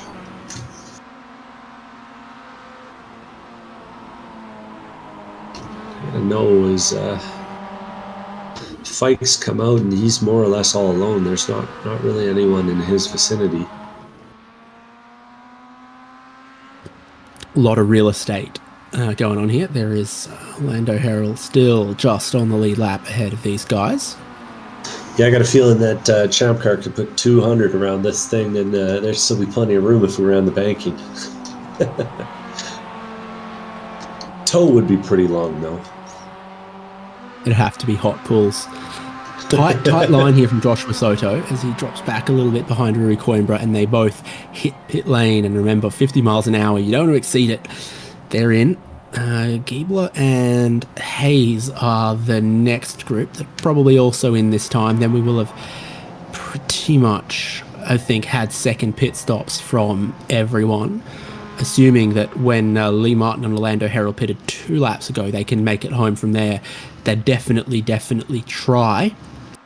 Here is Geordie Fike now at full speed while those other two are on pit lane, but I don't think there's much service left for Coimbra and Soto, ticking up towards 20 seconds now, and then they'll try to be out of there and on their way quickly. Fike out the Parabolica at speed and picking up some speed. Long stops from Coimbra and Soto compared to Fike. That's going to keep him in this. They're leaving that pit lane now, but they will not have the kind of speed or momentum that Fike has got bearing down on them from third place, now 3 seconds back, now 2.5 seconds back, now 2 seconds back, and he'll continue to have a speed advantage all the way around this first banked corner. Now the question is it enough to overcut them? What does he do? They're too wide. He goes for the middle and he goes for the race lead. Soto up high. Rui Coimbra down low. Enough speed from Geordie Fike to shoot the middle, shoot the gap, go back to the race lead. The band is back together. One car that has seen a pretty significant variance in the pit stop is Ian Giebler, who, despite entering the pit lane substantially ahead of Sean Hayes, is now dropped to 5 seconds behind him. I'll leave that for a second though, as we see him too wide at the front of the field. Oh, and a bounce off the wall there for Geordie Fike. He tastes a little bit of that outside wall like Michael Coates had done before him. Looks like he carries on mostly unscathed out of that. Safer barrier was not invented in the 1920s. Shocking that there's guardrail. There's our side by side on the pit straight. Oh man, the real specialty would be if we could get 3 wide, but across, pit lane, middle, and new straight. It's Lee Martin, and he goes into bank section while our race leaders go into the first chicane. Yeah, as I was saying earlier, Ian Giebler and Sean Hayes went into the pit stop fairly close together, but if we flip back to those two, we'll see a pretty substantial gap between the two of them. Giebler actually had an advantage going into the pit. Oh, and I spoke about him and he drifted the chicane. Giebler had a pretty substantial advantage going into the pits because as they came into the Variante della Roggia, he ran it clean and Sean Hayes got in real deep. Meanwhile, though, in the pit stop, Hayes gains nearly 5 seconds, taking on less fuel. What are we seeing a replay of here? This is the leaders, and oh my gosh, Josh Soto had a moment there. I think he did. That was very, very close from ending in the guardrail, but he just kept it going through the gravel. I can see the wheel tracks through the gravel. They tell a very, very exciting story that nearly was the end of the race and the end of any championship hope for Joshua Soto. But instead, he keeps the car out of the wall, keeps it together in third place.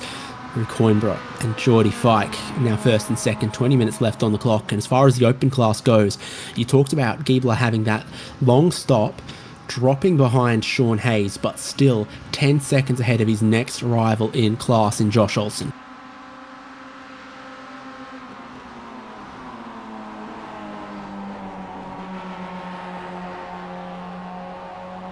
Yeah, okay, maybe it's only 9 now.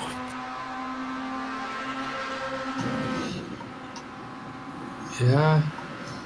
There's Giebler, behind him Tom Ayton, and then Josh Olsen leading this group here in open class. Brian Chabelski pro, Andy Kosick open behind. So those three together, the only real group going on other than your race leaders Rui Coimbra and Geordie Fike. Chance in this final stint that they could have a good run, particularly through the oval section, some of the other straights. Someone's on the parallel pit straight as these guys come around.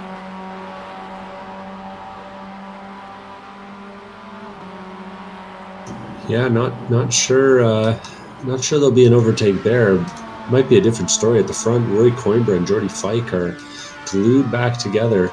They've seen the gap that they've got to Josh Soto, and I think the two of them would love to keep that back gap intact over these next 5 laps. They'll have to work hard though. Soto is a machine when he puts his head down and gets racing.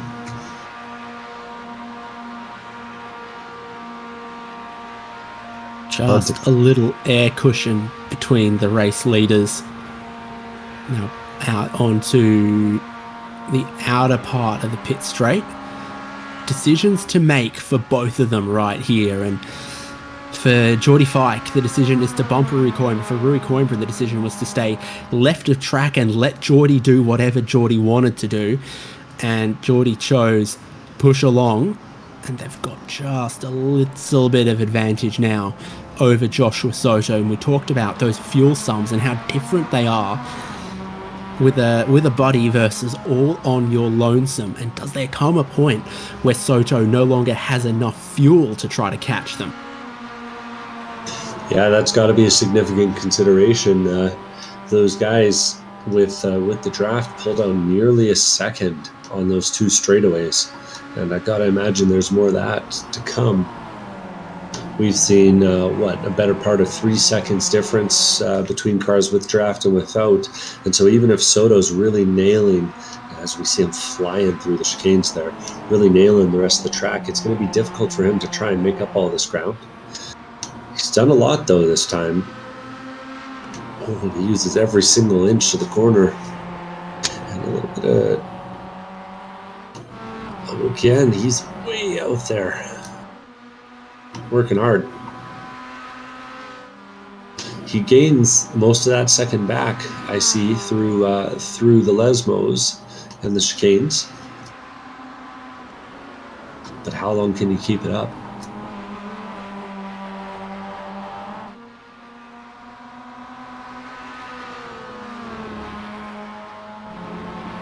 Yeah, really starting to drop now. This is that other group containing second and third in open class, also containing Brian Chabelski, who's at the point ahead of Josh Olsen, who's dropped back, and Andy Kosick, who's now right on his tail. They head underneath the banking, where I think someone's actually on it at the moment. Who's just passing over the banking? Orlando Harrell has been around on the banking. Now through Ascari and close to rounding out this lap for these drivers.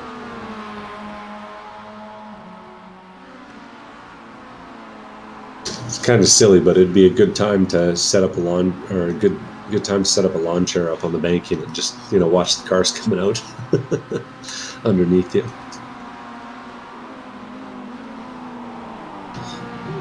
Bit wide from Olsen. Yeah, has a bit of a moment. Maybe feeling the pressure from Kosick behind.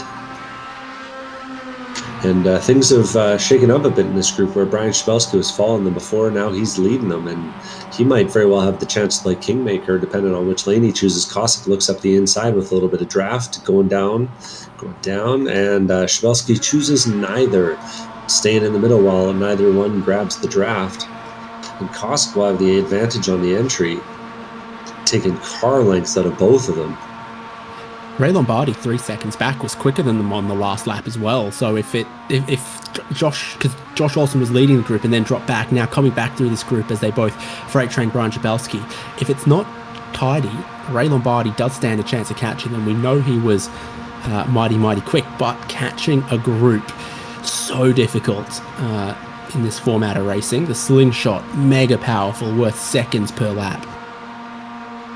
Interesting to see Kosick staying at the bottom and then dropping back too at that point, despite having the position pretty well in hand. Perhaps he's feeling a little bit of fuel pressure as well. 4 laps to go this time by.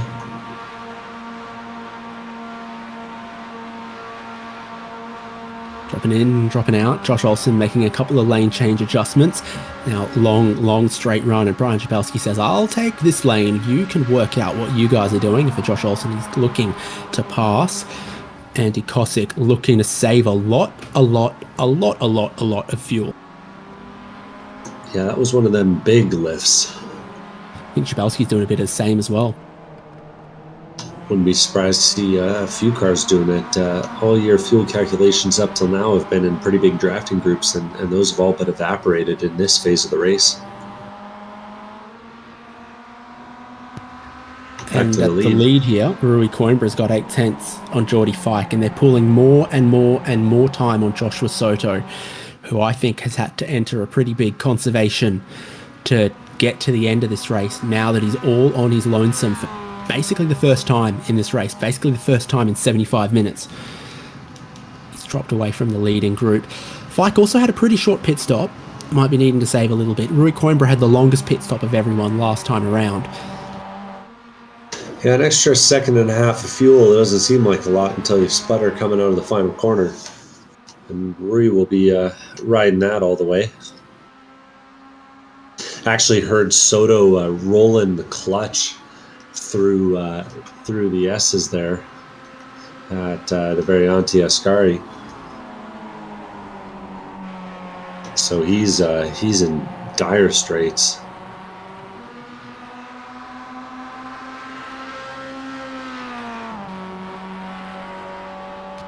So what does the timing clock tell us? 12 minutes to go. Probably 4 more laps. Yep, looking like it's going to be 4 more laps of Monza combined for this season of Spec-5 World Tour. It's Brian Jabelski and Josh Olsen once again, those two trading it back and forth in this little group, but you can see Ray Lombardi in the background there still closing in on them as the race goes on.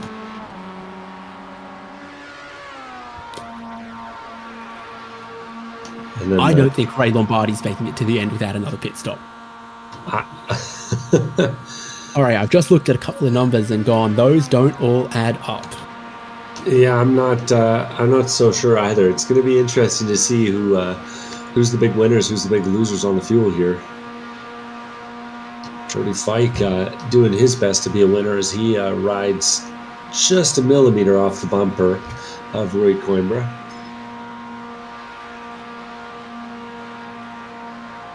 Doing his impression of, me behind Sammy on the freeway. Got to save every way you can, Devin. Yeah, inflation, getting everyone. Brian Jabelski making a move around Andy Kosick on the back of the old circuit. Carrying that draft up around the outside. And he might very well go all the way to the front, even with the 2 open class drivers on the bottom lane. This exit out off of this banking up onto the new circuit is pretty rough no matter where you go. The inside's usually a little bit smoother, but because it's so uphill, you actually lose some momentum. And you see it here as Jabelski, who was losing momentum on the exit, starts to gain momentum as they go onto the straightaway, and Jabelski holds on to that position. 7th place for him. A big lift there, actually, from Kosick. So everyone paying attention to the fuel at this point.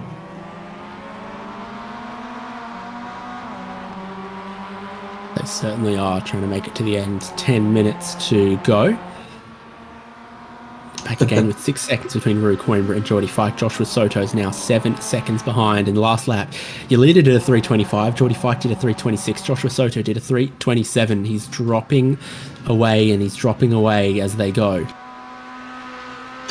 Yeah, this feels almost a little bit old school up here at the front, because I feel like Rui Coimbra and Jordi Fike have both been around for a while and have their fair share of race wins, but have also had to deal with the young guns coming up and putting their stamp on things. We haven't seen them battling for a win yet before this race, but they're putting on a little bit of a show for us. And Fike just starting to poke himself around, looking to shine those lights into the mirrors. This thing lets you flash the headlights? No, I don't think you can. Not in this yet. Disappointing. We'll have to work on that. Ooh, a little bit wide there on the exit from Coimbra. Underneath 9 minutes, lap time's just over 3 minutes. 3 laps to go as they cross the start-finish line. Keep in mind, though, the start-finish line on this configuration is about here. Quite a long way down that straight, only just before the pit exit. Different to the Grand Prix layout where the checkered flag comes up quite quickly out of the final corner. That will be something to keep in mind on the final lap, I think, given how quickly they come out of the parabolic and how long the run is to the checkered flag. Yeah, no split start-finish on this track, on this layout.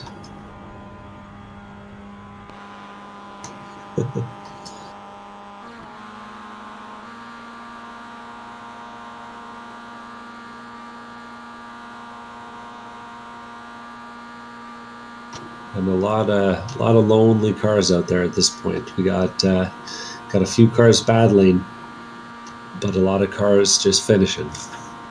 Now, I'm pretty sure that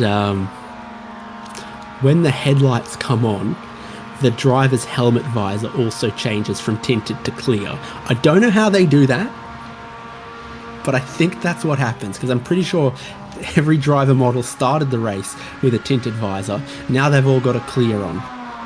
Nice tear off. Not quite how that works. Leading group, Coimbra and Fike. Yeah. Consistently, Coimbra's been very wide on the exit. We're switched now, though. We're looking at Shabelski as he puts a little bit of pressure on Olsen here. And interestingly, the two of them have managed to open up almost a half-second gap to the likes of Andy Kosick. And he's, I think, still doing some aggressive fuel saving. Seen him breaking 250 out when the boards only start at 100. My boards start at 200. I've miscounted David Haynes. They are closing up on. Only thing I can count in though. Italian is cinquecento. And that I'm pretty useless. Yeah, I got Cerveza, but I'm not sure that counts. Anyway, Josh Olsen, Brian Shabelski, and Andy Kosick here, despite the fact that there may be a bit of fuel saving going on, are also closing down the gap ahead of them. And we're starting to see just ahead of them some lights of Tom Athon and Ian Giebler. Giebler's the leader in open class, so if this keeps going the way it's going, we might actually have a bit of a battle here for the open class podium. My handy phrase guide here. I'm not sure I can order a cerveza, but I can order una bottiglia vino della casa. So That sounds delicious, yeah. Would do all right for me. Here we go, side by side, race lead, 2 laps to go, 5 minutes on the clock. At the end of the straight, it is 2 laps to go and a battle between Geordie Fike and Rui Coimbra. Joshua Soto now 11 seconds away, losing time and some seconds per lap here on the Monza combined layout, away from the 2-horse race that remains for the final race win of the season. Yeah, preview of the final lap there as they crossed the line 1/100th of a second separated, and you know what decided it was the last bit of side draft. They were jousting at each other, and I think Geordie just barely got the side draft to decide it. So we'll see who does it best on the last lap. One more rehearsal to go.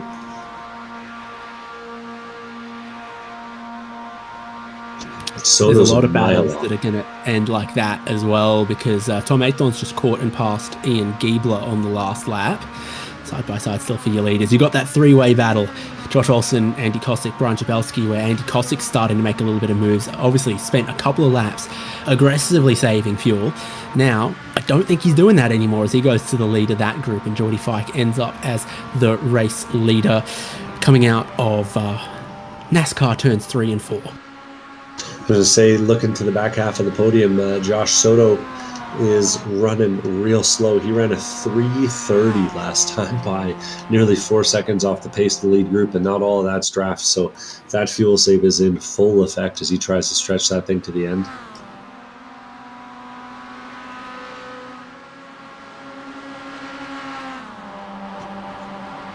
And here they pop out of the trees in the forest of Monza, onto the same section of track that leaders just were. They can look up the road and see Tom Athon and Ian Giebler only 5 seconds ahead of this group. Giebler's last lap at 3:29, this group doing 3:26s, 3:27s. Still time, still a chance, and we have a big question mark around everyone's remaining fuel, really. At least we know Joshua Soto's in trouble, and we see his pit stop time 28 seconds. There's a few others similar to that out there as well. And the slipstream, of course, just makes it impossible to predict how much they're using or how much they've had to use at different points in the race as well. Yeah, who was topping it up and who was putting in a splash, you know, it's difficult to say at this point. What's not difficult to say is that it looks like there will be a battle between Rui Coimbra and Geordie Fike here coming to the line. Half second between them as they come into the Varianti Ascari for the second to last time. Who's the second slowest car on track right now, Devin? Second slowest car on track, will that be Ian? Oh, no, that'd be Josh Soto. He is in a world of hurt, and his third place actually not secure at the pace he's going as well. Sean Hayes, Tom Ayton, Ian Giebler, maybe even others could catch him on the final lap, dropping 4 seconds per lap last lap, and it's becoming more drastic. He was losing 1 second per lap saving fuel, then he was losing 3 seconds per lap, now he's losing 4. Who knows what might happen on the last? It might be 5, 6, 10 seconds. He might need to keep coming to the white flag. He is in a world of trouble, and he's going to have to do a whole 6 point some more miles of the Monza combined. The right turning oval plus the Grand Prix circuit. White flag out for our race leaders. Rui Coimbra is now practicing when to pull out of the toe, when to take that side draft. They start the final lap side by side. Geordie Fike would have won the race by 2/10 if that was the final lap. Rui Coimbra will have to be very, very wise about how they close this one out. Going into the Parabolica that time, Josh Soto clutched in 400 out and rolled it all the way through the corner before dropping the clutch and getting back on the throttle in 6th, going on to the straightaway, when normally you'd be going into the straightaway in 4th. So he is really hurting. Devin, who was the slowest car on track last lap? Oh, that'd be our buddy, Mr. Soto. This is proof, if ever, that in a 90-minute race like this in Spec-5 World Tour, it's the racecraft wheel to wheel. It's the pace on the Grand Prix circuit in qualifying, but it's also the strategy, the numbers, the calculation that decide victory and defeat. And there are many battles that will have victors or defeat at the end of this lap. Halfway around the final lap, Geordie Fike goes back to the race lead. Rui Coimbra is not going to let him be comfortable for one more minute, for one more corner in this lap. And they got a nice little drag race going on side by side there. You love to see it on the Monza combined layout for a battle on the brakes. Around the outside, Geordie Fike trying to hold on. Rui Coimbra doesn't give him a whole lot of space for free. Oh, but he gives him enough, and he has to tap on the brakes as the door gets slammed. Time. You have to leave it a space. You have to leave it a space, said Fernando Alonso in the Italian Grand Prix at this circuit. It's gone down in history. How about this race finish? 3 wide for Brian Chabelski, Josh Olsen and Andy Kosick for the podium in the open class. That's what Olsen and Kosick are battling for. They might even be able to catch Ian Giebler, who's just up the road battling with Tom Ayton. How about Sean Hayes catching Joshua Soto? It's all still to happen on the final lap. The clock's run out. We've had more than 90 minutes. They've just got to see out this one final lap to the checkered flag. Geordie Fike in front, less than 1/10 of a second from Rui Coimbra, who's playing that Daytona game. How do you take the lead away between now and the checkered flag on the final lap? The question is, do you want to be ahead going into Parabolica, or do you want to be behind on the way out? And I'm not sure that we've got our answer just yet. Rui Coimbra's in the catbird seat, though. He'll get to decide as he comes right up on the rear bumper of Geordie Fike going into Ascari.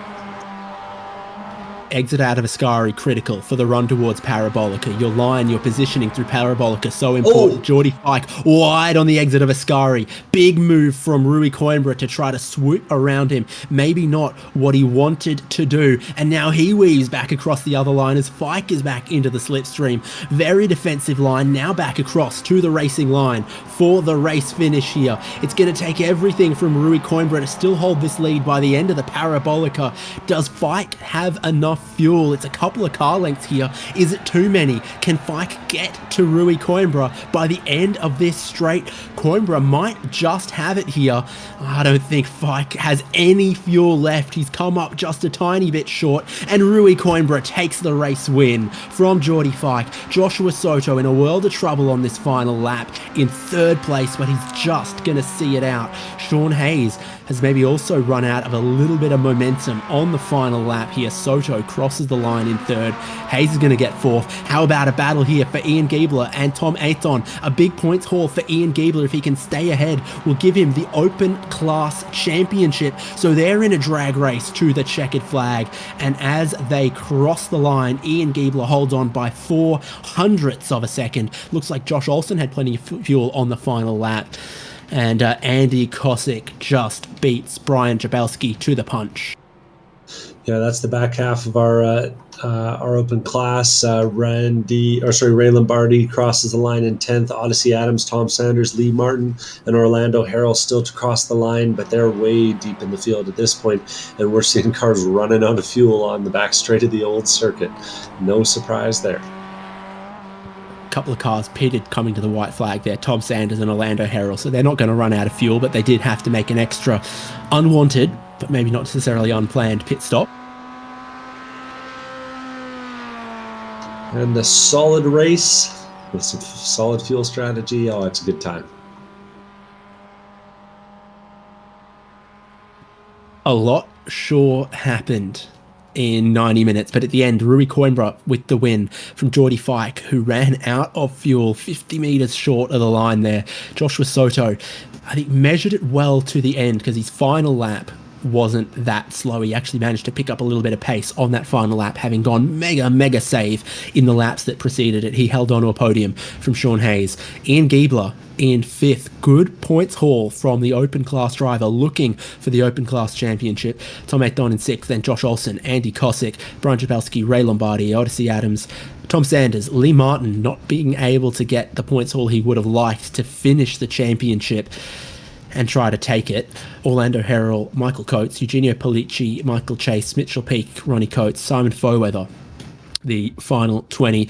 Some cars ended in the wall. Some cars ended in network disconnect with some problems there. Yeah, plenty of drama as we came to the line that time, but trying to run some points calculations here, see if we can get an early result for you folks. Unofficial, of course. And as we do that, we got our open class winner standing by. So not for the first time this season, Ian Giebler joins us, and that was a weird little race. This is a crazy circuit. I agree. I think I was accidentally leading at one point. I was like, what the hell's going on? Why am I up here? Yeah, obviously, it's oval racing for half of the lap. Daytona Talladega Super Speedway, because it's a 2.5 mile super speedway, that oval that opens up the lap. But then it all gets a little more road racing as you then complete the Grand Prix circuit. Yeah, I felt I had decent pace on the road race side, and the oval really bunched everyone back up. My goal was to just finish ahead of Lee. So I was happy to be at the back of the pack, but it gets so bunched up on the turns, you almost can't stay back there because the draft will just carry you through. So it was fun. I avoided a couple incidents that happened right ahead of me, gave me a couple spots, and was able to finish really strong. Strongest of the year, I think, for me.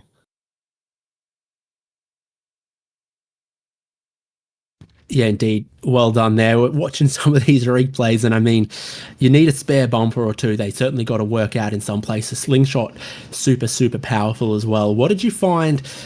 We saw a lot of different lines on the banking because of how it works. No banking down low, but a short run. Lots of banking up high. I made a lot of positions up down low. I saw a lot of people stay high, and I guess just taking the shorter line really gained a lot of time. So I found myself finding the front of the pack early on, just taking the low line on the banking. But once a couple incidents happened ahead of us, Sean and I kind of just bump drafted for a good half of the race. That was pretty fun. Racing drivers famously normally not that great at maths. A couple of last lap pit stops confirm that. But by yours and by Devon's, we think that this 5th outright and the open class win makes you open class champion. Yeah, I'm ecstatic. I was intimidated to join this league at first, watching the your guys' programs. The racing just looked so tight. I wasn't sure if I was ready, but I do race with a couple of these other open drivers and the pro drivers and the Champ Car series that you guys run too. So I was comfortable joining after that, but I wasn't confident. So I saw a couple people drop down from pro to open. I think Lee was one of them. So I was excited to see some of these fast guys join the open and give a good race. I know Joel Singleton showed up a couple times. He was really fast. So yeah, it was really fun, and I'm hoping to probably take a season off, go get my I rating up, and then go join pro. You might get involuntarily promoted off of this anyway, but congratulations. It's always more of a lottery in the open class, just based on, you know, where you're racing, who you're racing, how it pans out wheel to wheel, also with simpler O class drivers. So it's tough, but that's why it's a long championship. Yeah, it was really fun. I like the format. The judging's really fair. This group of guys, racing with them has been really fun. Definitely the first time I raced in a league with such thought out rules and things in place to actually enforce them, which is kind of a fresh breath of air on iRacing. So really fun group. Everyone races respectfully anyways. So I had a lot of fun on my first year with this group, or first time with this group. Congrats, and we'll see you around. Thank you guys. Go Ian Giebler, race winner and open class champion. How about the pro class race winner? Because Rui Coimbra, the battle between yourself and Geordie Fike at the end there, almost as exciting as the 15-way battle I think that we had in the opening half an hour of this race. Hey guys, can you hear me okay? We got you. Oh, what a race. That was I feel like I waited all season and all of those 90 minutes to finally get a win this season. So yeah, that was a lot of fun. Different pit strategy than you normally get with this double length race, 2 pit stops. Any sort of, how'd you find the pit window? How'd you think about managing it, given how much speed and how much fuel saving there is to be found in a slipstream on a super speedway? Yeah, I was actually trying to break away from everybody. It felt like we were just checking up a lot and slowing each other down. I wanted to see if I can break away, and everybody followed me into the pits. So that kind of negated any kind of strategy I was working on. You never know what you're going to get, how it's going to play out. What about, we saw you and Geordie on the final 2 laps, maybe sort of testing where the best place to be is coming out of the final corner on the final lap. It is, on this configuration, a long run to the checkered flag out of the Parabolica. Yeah, I was noticing like on the normal track, on the infield part, I was starting to he was starting to close the gap to me. You know, he was staying with me about half a second throughout the whole thing. So I knew it was going to be a tight race to the finish line there. And then I think we both made a couple mistakes on the very last lap, and hopefully put on a good show for everybody. Certainly was pretty interesting to watch, with all of the aspects that we expect from Spec-5 World Tour, amongst like the racecraft, managing the pack and the slipstream, and also managing the fuel. Yeah, it was a long race. You know, definitely did some practice with everybody from not a team, and you know that helped, just getting into a rhythm and trying different lines with drafting and getting through there side by side. But yeah, it was a fun race. I know Camden didn't show up. You know, Ronnie had some computer issues. Josh made a little mistake there, and I think there was some kind of pileup behind us early on, which it was kind of it turned into whoever finishes first finishes. You know. Well, congratulations once again, race winner at Monza on the combined circuit, and I'm sure we'll see you around. Yeah, appreciate it. Just want to give a real quick shout out to all the guys at Not a Team, you know, all the practice we put in, working together. Quick shout out to you guys for putting on a great broadcast. I know a lot of the guys enjoy going back and watching it and getting your perspective on what happened throughout the race. And Geordie and all the admins from Spec-5 putting on this great league. It keeps getting better and better every season, and appreciate all the hard work they put into it. Rui Coimbra, pro class winner today. Devon, you've developed your first grey hair punching in the calculator, trying to get an estimate of what the pro class point situation looks like. What have you discovered, and who are we going to talk to next? Well, it's very, very close, but the early results seem to be that after everything is calculated, with all the drop weeks factored in, I think that it is Camden Hibbett who's going to hold on to the points championship despite dropping this final week. It looks like he's got 947 points to Ronnie Coates' 927, and another 26 points back to Josh Soto's 901. It's still a little bit, I'm going to call that a little bit unofficial at this time, but it looks like Camden, in addition to winning the Real World Scholarship, has managed to do enough over the course of the season with all of his victories to hold on for the the pro class win this year. So the Wonder Kid strikes again. Yeah, it looks like Camden Hibbett, race winner at Okayama, at Sonoma, at Road America, and at Phillip Island, as well as a very long list of podium results to go with it, becomes the season 14 Spec-5 World Tour Pro Class Champion. Very, very well deserved. And to help us wrap up this championship, we'll speak to some of the Spec-5 admin team as well. If I can clicking on the things work, hopefully we'll get Geordie Fike along to tell us from an admin perspective, how the season was and also how your race was today, because that was pretty exciting too. Oh, best season so far, I think, on a lot of different levels. And the very few times I get to compete for a win, that's one of my best races ever. Like I was just talking to the two guys I was battling with, saying I felt like I'd been at the kids' table for the last 12 Thanksgivings, and I got invited to sit at the adult table tonight. And all I kept thinking was, don't mess it up. And how does the champagne taste at the adults' table? Yeah, I don't know, because I didn't quite get it. I got sprayed on me and didn't quite get the win. I thought if I could exit Ascari good and hold the inside going into Parabolica, I could maybe get him, and then I just tried a little too hard on that exit of Ascari and pushed out a little bit. And you make a mistake with these guys. Yeah, that's all it takes is one little. The Josh makes one little mistake, and then Ronnie and I are see ya.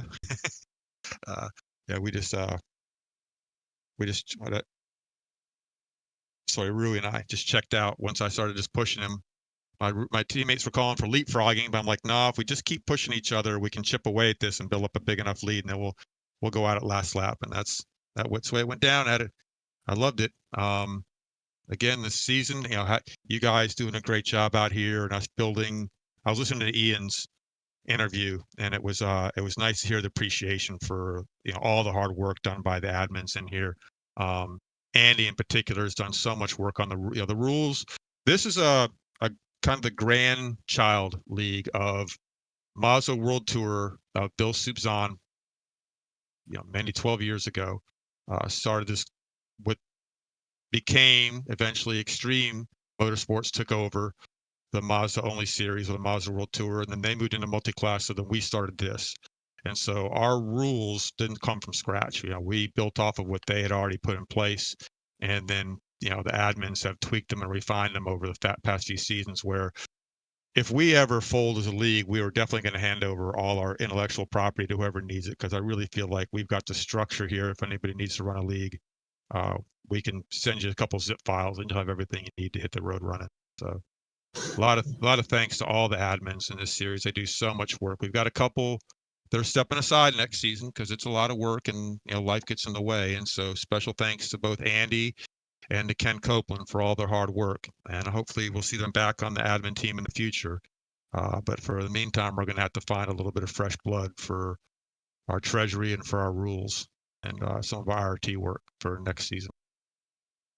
I would say you guys are producing some quality drivers by the looks of the results this weekend for Camden too. Oh, just give me a love. So, back in the day, where Staub was really the only guy that was running with us that had a significant racing career, and we used to literally try and orient our schedule around helping him prep for his IMSA races. Because if our Make Pretend racing can help somebody in the real world, even by 0.1%, So Camden is incredibly talented. Obviously, would have done really well if he had never even heard of any of us. But if we had even some small little bit of help to getting him where he is, it just makes us so happy to see his success. And it's such, he's got so much in front of him. I mean, like I said, we've got some really good drivers here in the real world with Soto, and he's Andy still like drives 8 years old as well, isn't he? Yeah. When he first joined the series, the joke was, "Are you faster than a fifth grader?" And we were, but we are not anymore. And we expect to see a lot of the same coming from Andrew now. As Andrew's coming up, he's had to take a small break. He hasn't been around because, again, his real world racing is getting in the way of make pretend racing with us, and that's just something I love to hear. So we take credit for Camden's interview chops. Well, I mean, and that's a large part of it with them. If John Allen went through the road to the 24, same kind of thing, and it wasn't just your pure pace. It's you're a product, and racing, you're not just an athlete. I've seen this mentioned in other sports that with nowadays with YouTube and with self-marketing and social media, you're not just an athlete, you're a product. And Camden gets that. John Allen gets that. And those are the guys that have success out there because they realize that part of it is, going out and helping find sponsors and going out and making, you're not just representing yourself, you're representing your team, your teammates, and everything else. And he just, he's got such a solid head on his shoulders at such a young age. It's just, he's more mature than I am, and I've got 50 years on it. So, Geordie, where are people going to look for future news about the Spec-5 World Tour, and when might they expect to hear something? Well, it will be probably our biggest break ever. Just because of the way the holidays fall, we really don't want to rush things out. We usually do 2 weeks off and then a recruiting race, and then we get back to it. But we are looking more at picking up after the first of the year this time around and taking a little bit of time off. Like I said, we've got to bring some fresh blood into the admin. We haven't done any fundraising for next season yet, so we've got some work ahead of us to do there first. We will make some posts in the forums. I'm not sure how much iRacing's forums really get used anymore. We try and race a lot of official practices and just word of mouth, talk to people, invite them. Everything runs out of Discord though, so if you look up Spec-5 in the leagues, you'll find us. That's all you got to look up, and from there you can get all the information you need to get into the Discord channel, and it's all explained there what you need to do. We do like you to practice with us once before you race with us. This is a great, you guys do such a great job of showcasing the product we put together, but the product we put together is the guys, and it's respect for each other and the week in week out hard racing, but yet respectful racing. And so we're quality over quantity at this point. We've got good sized fields. If people would like to join us, we'd love to have you. But as I like to say, you've got to buy what we're selling. And what we're selling is for 45 or tonight 90 minutes, you've got to suspend reality, buy into the fact that you are driving a Spec Miata on a real racetrack. And if you wreck it, it's going to hurt and it's going to cost you a ton of money. And you need to drive that way. Not like Control R reset is an okay thing to do. And as long as that's what you're looking for, we'd love to have you. And speed is not what it's all about. As you can see, we're pretty sharp at the pointy end. We've had some incredible talent already apply for next season. Kind of scary, some of the guys at Sonny Cantion, if that name rings a bell to you guys. Just some really fast Miata drivers that are going to be joining us next season, hopefully. But if you're an open driver that's like, I'm not sure, look, as long as you're clean and you're respectful and want to look for that 1 week of race that you can really put your time into and have a good time, please come join us. It's more about community and clean racing than pure pace, and we really would like to build the open class out a little bit further. We had to kind of reshuffle people around a little bit last season, drops people that were in pro down to open to rebalance. We were getting too pro heavy, top heavy, and like I said, Ian isn't going to get a choice next season. Ian's pro next season. It's not maybe he'll get his ire up and join pro. He won open, he's pro. But there's some other guys that probably maybe are pro quality, but based on the new criteria we have, might end up back down at open next season. So we'll have to see how that shakes out. Right, well, congratulations once again. We look forward to hearing more news, and people can keep their eyes and their ears out, find the league on iRacing, find you guys on Discord, and maybe see something on the iRacing forum as well. Some of these people got to get to bed, Geordie. We'll leave it there. Thank you so much. Very last thing, not going to get last word in. I just want to say, if you're running a league out there and you're looking for a broadcast team, you found it. Week in and week out, look at the job these guys do. They make us. You guys are like a great photographer makes somebody look better. A great broadcasting team showcases the product that we're offering out here, and you guys do such an outstanding job of that. Just one last time, want to really thank you guys for the great job you do, and we look forward to seeing you guys again for season 15. The HJBC camera only adds £5. That's how the magic happens. Thanks, Geordie. Congrats. Good race today as well. Thanks. One last points update for you, David Haynes. The most important one of all, the Mr. Clean grid, has been calculated, and it looks like our winner overall, out of left field, is Brian Shabelsky, locking it down with 5 total incidents over the course of 12 races, an impressive mark eclipsing Lee Martin's 8 incidents and Andy Cossack's distant third place with 23 incidents. So there's all kinds of ways to win and all kinds of ways to get recognized out here in the Spec-5 World Tour Series. 13 rounds of Spec-5 World Tour. It all ended here with 90 minutes on Monza combined. The championship run, won and done. Camden Hibbert, your pro class winner from Ronnie Coates and Joshua Soto. What great racing those three put on with immense pace in these Mazda MX-5s. In the open class, Ian Giebler, his first time out in the championship, takes the open class from Lee Martin and a consistent Andy Cossack.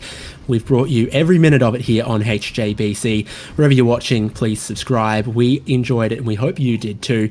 David Haynes, Devin Peters and Michael Derby. We'll see you when the next season of Spec-5 World Tour begins. And also make sure you keep your eye out for the Champ Car iRacing series with a couple of races still to go. It's ciao from Monza.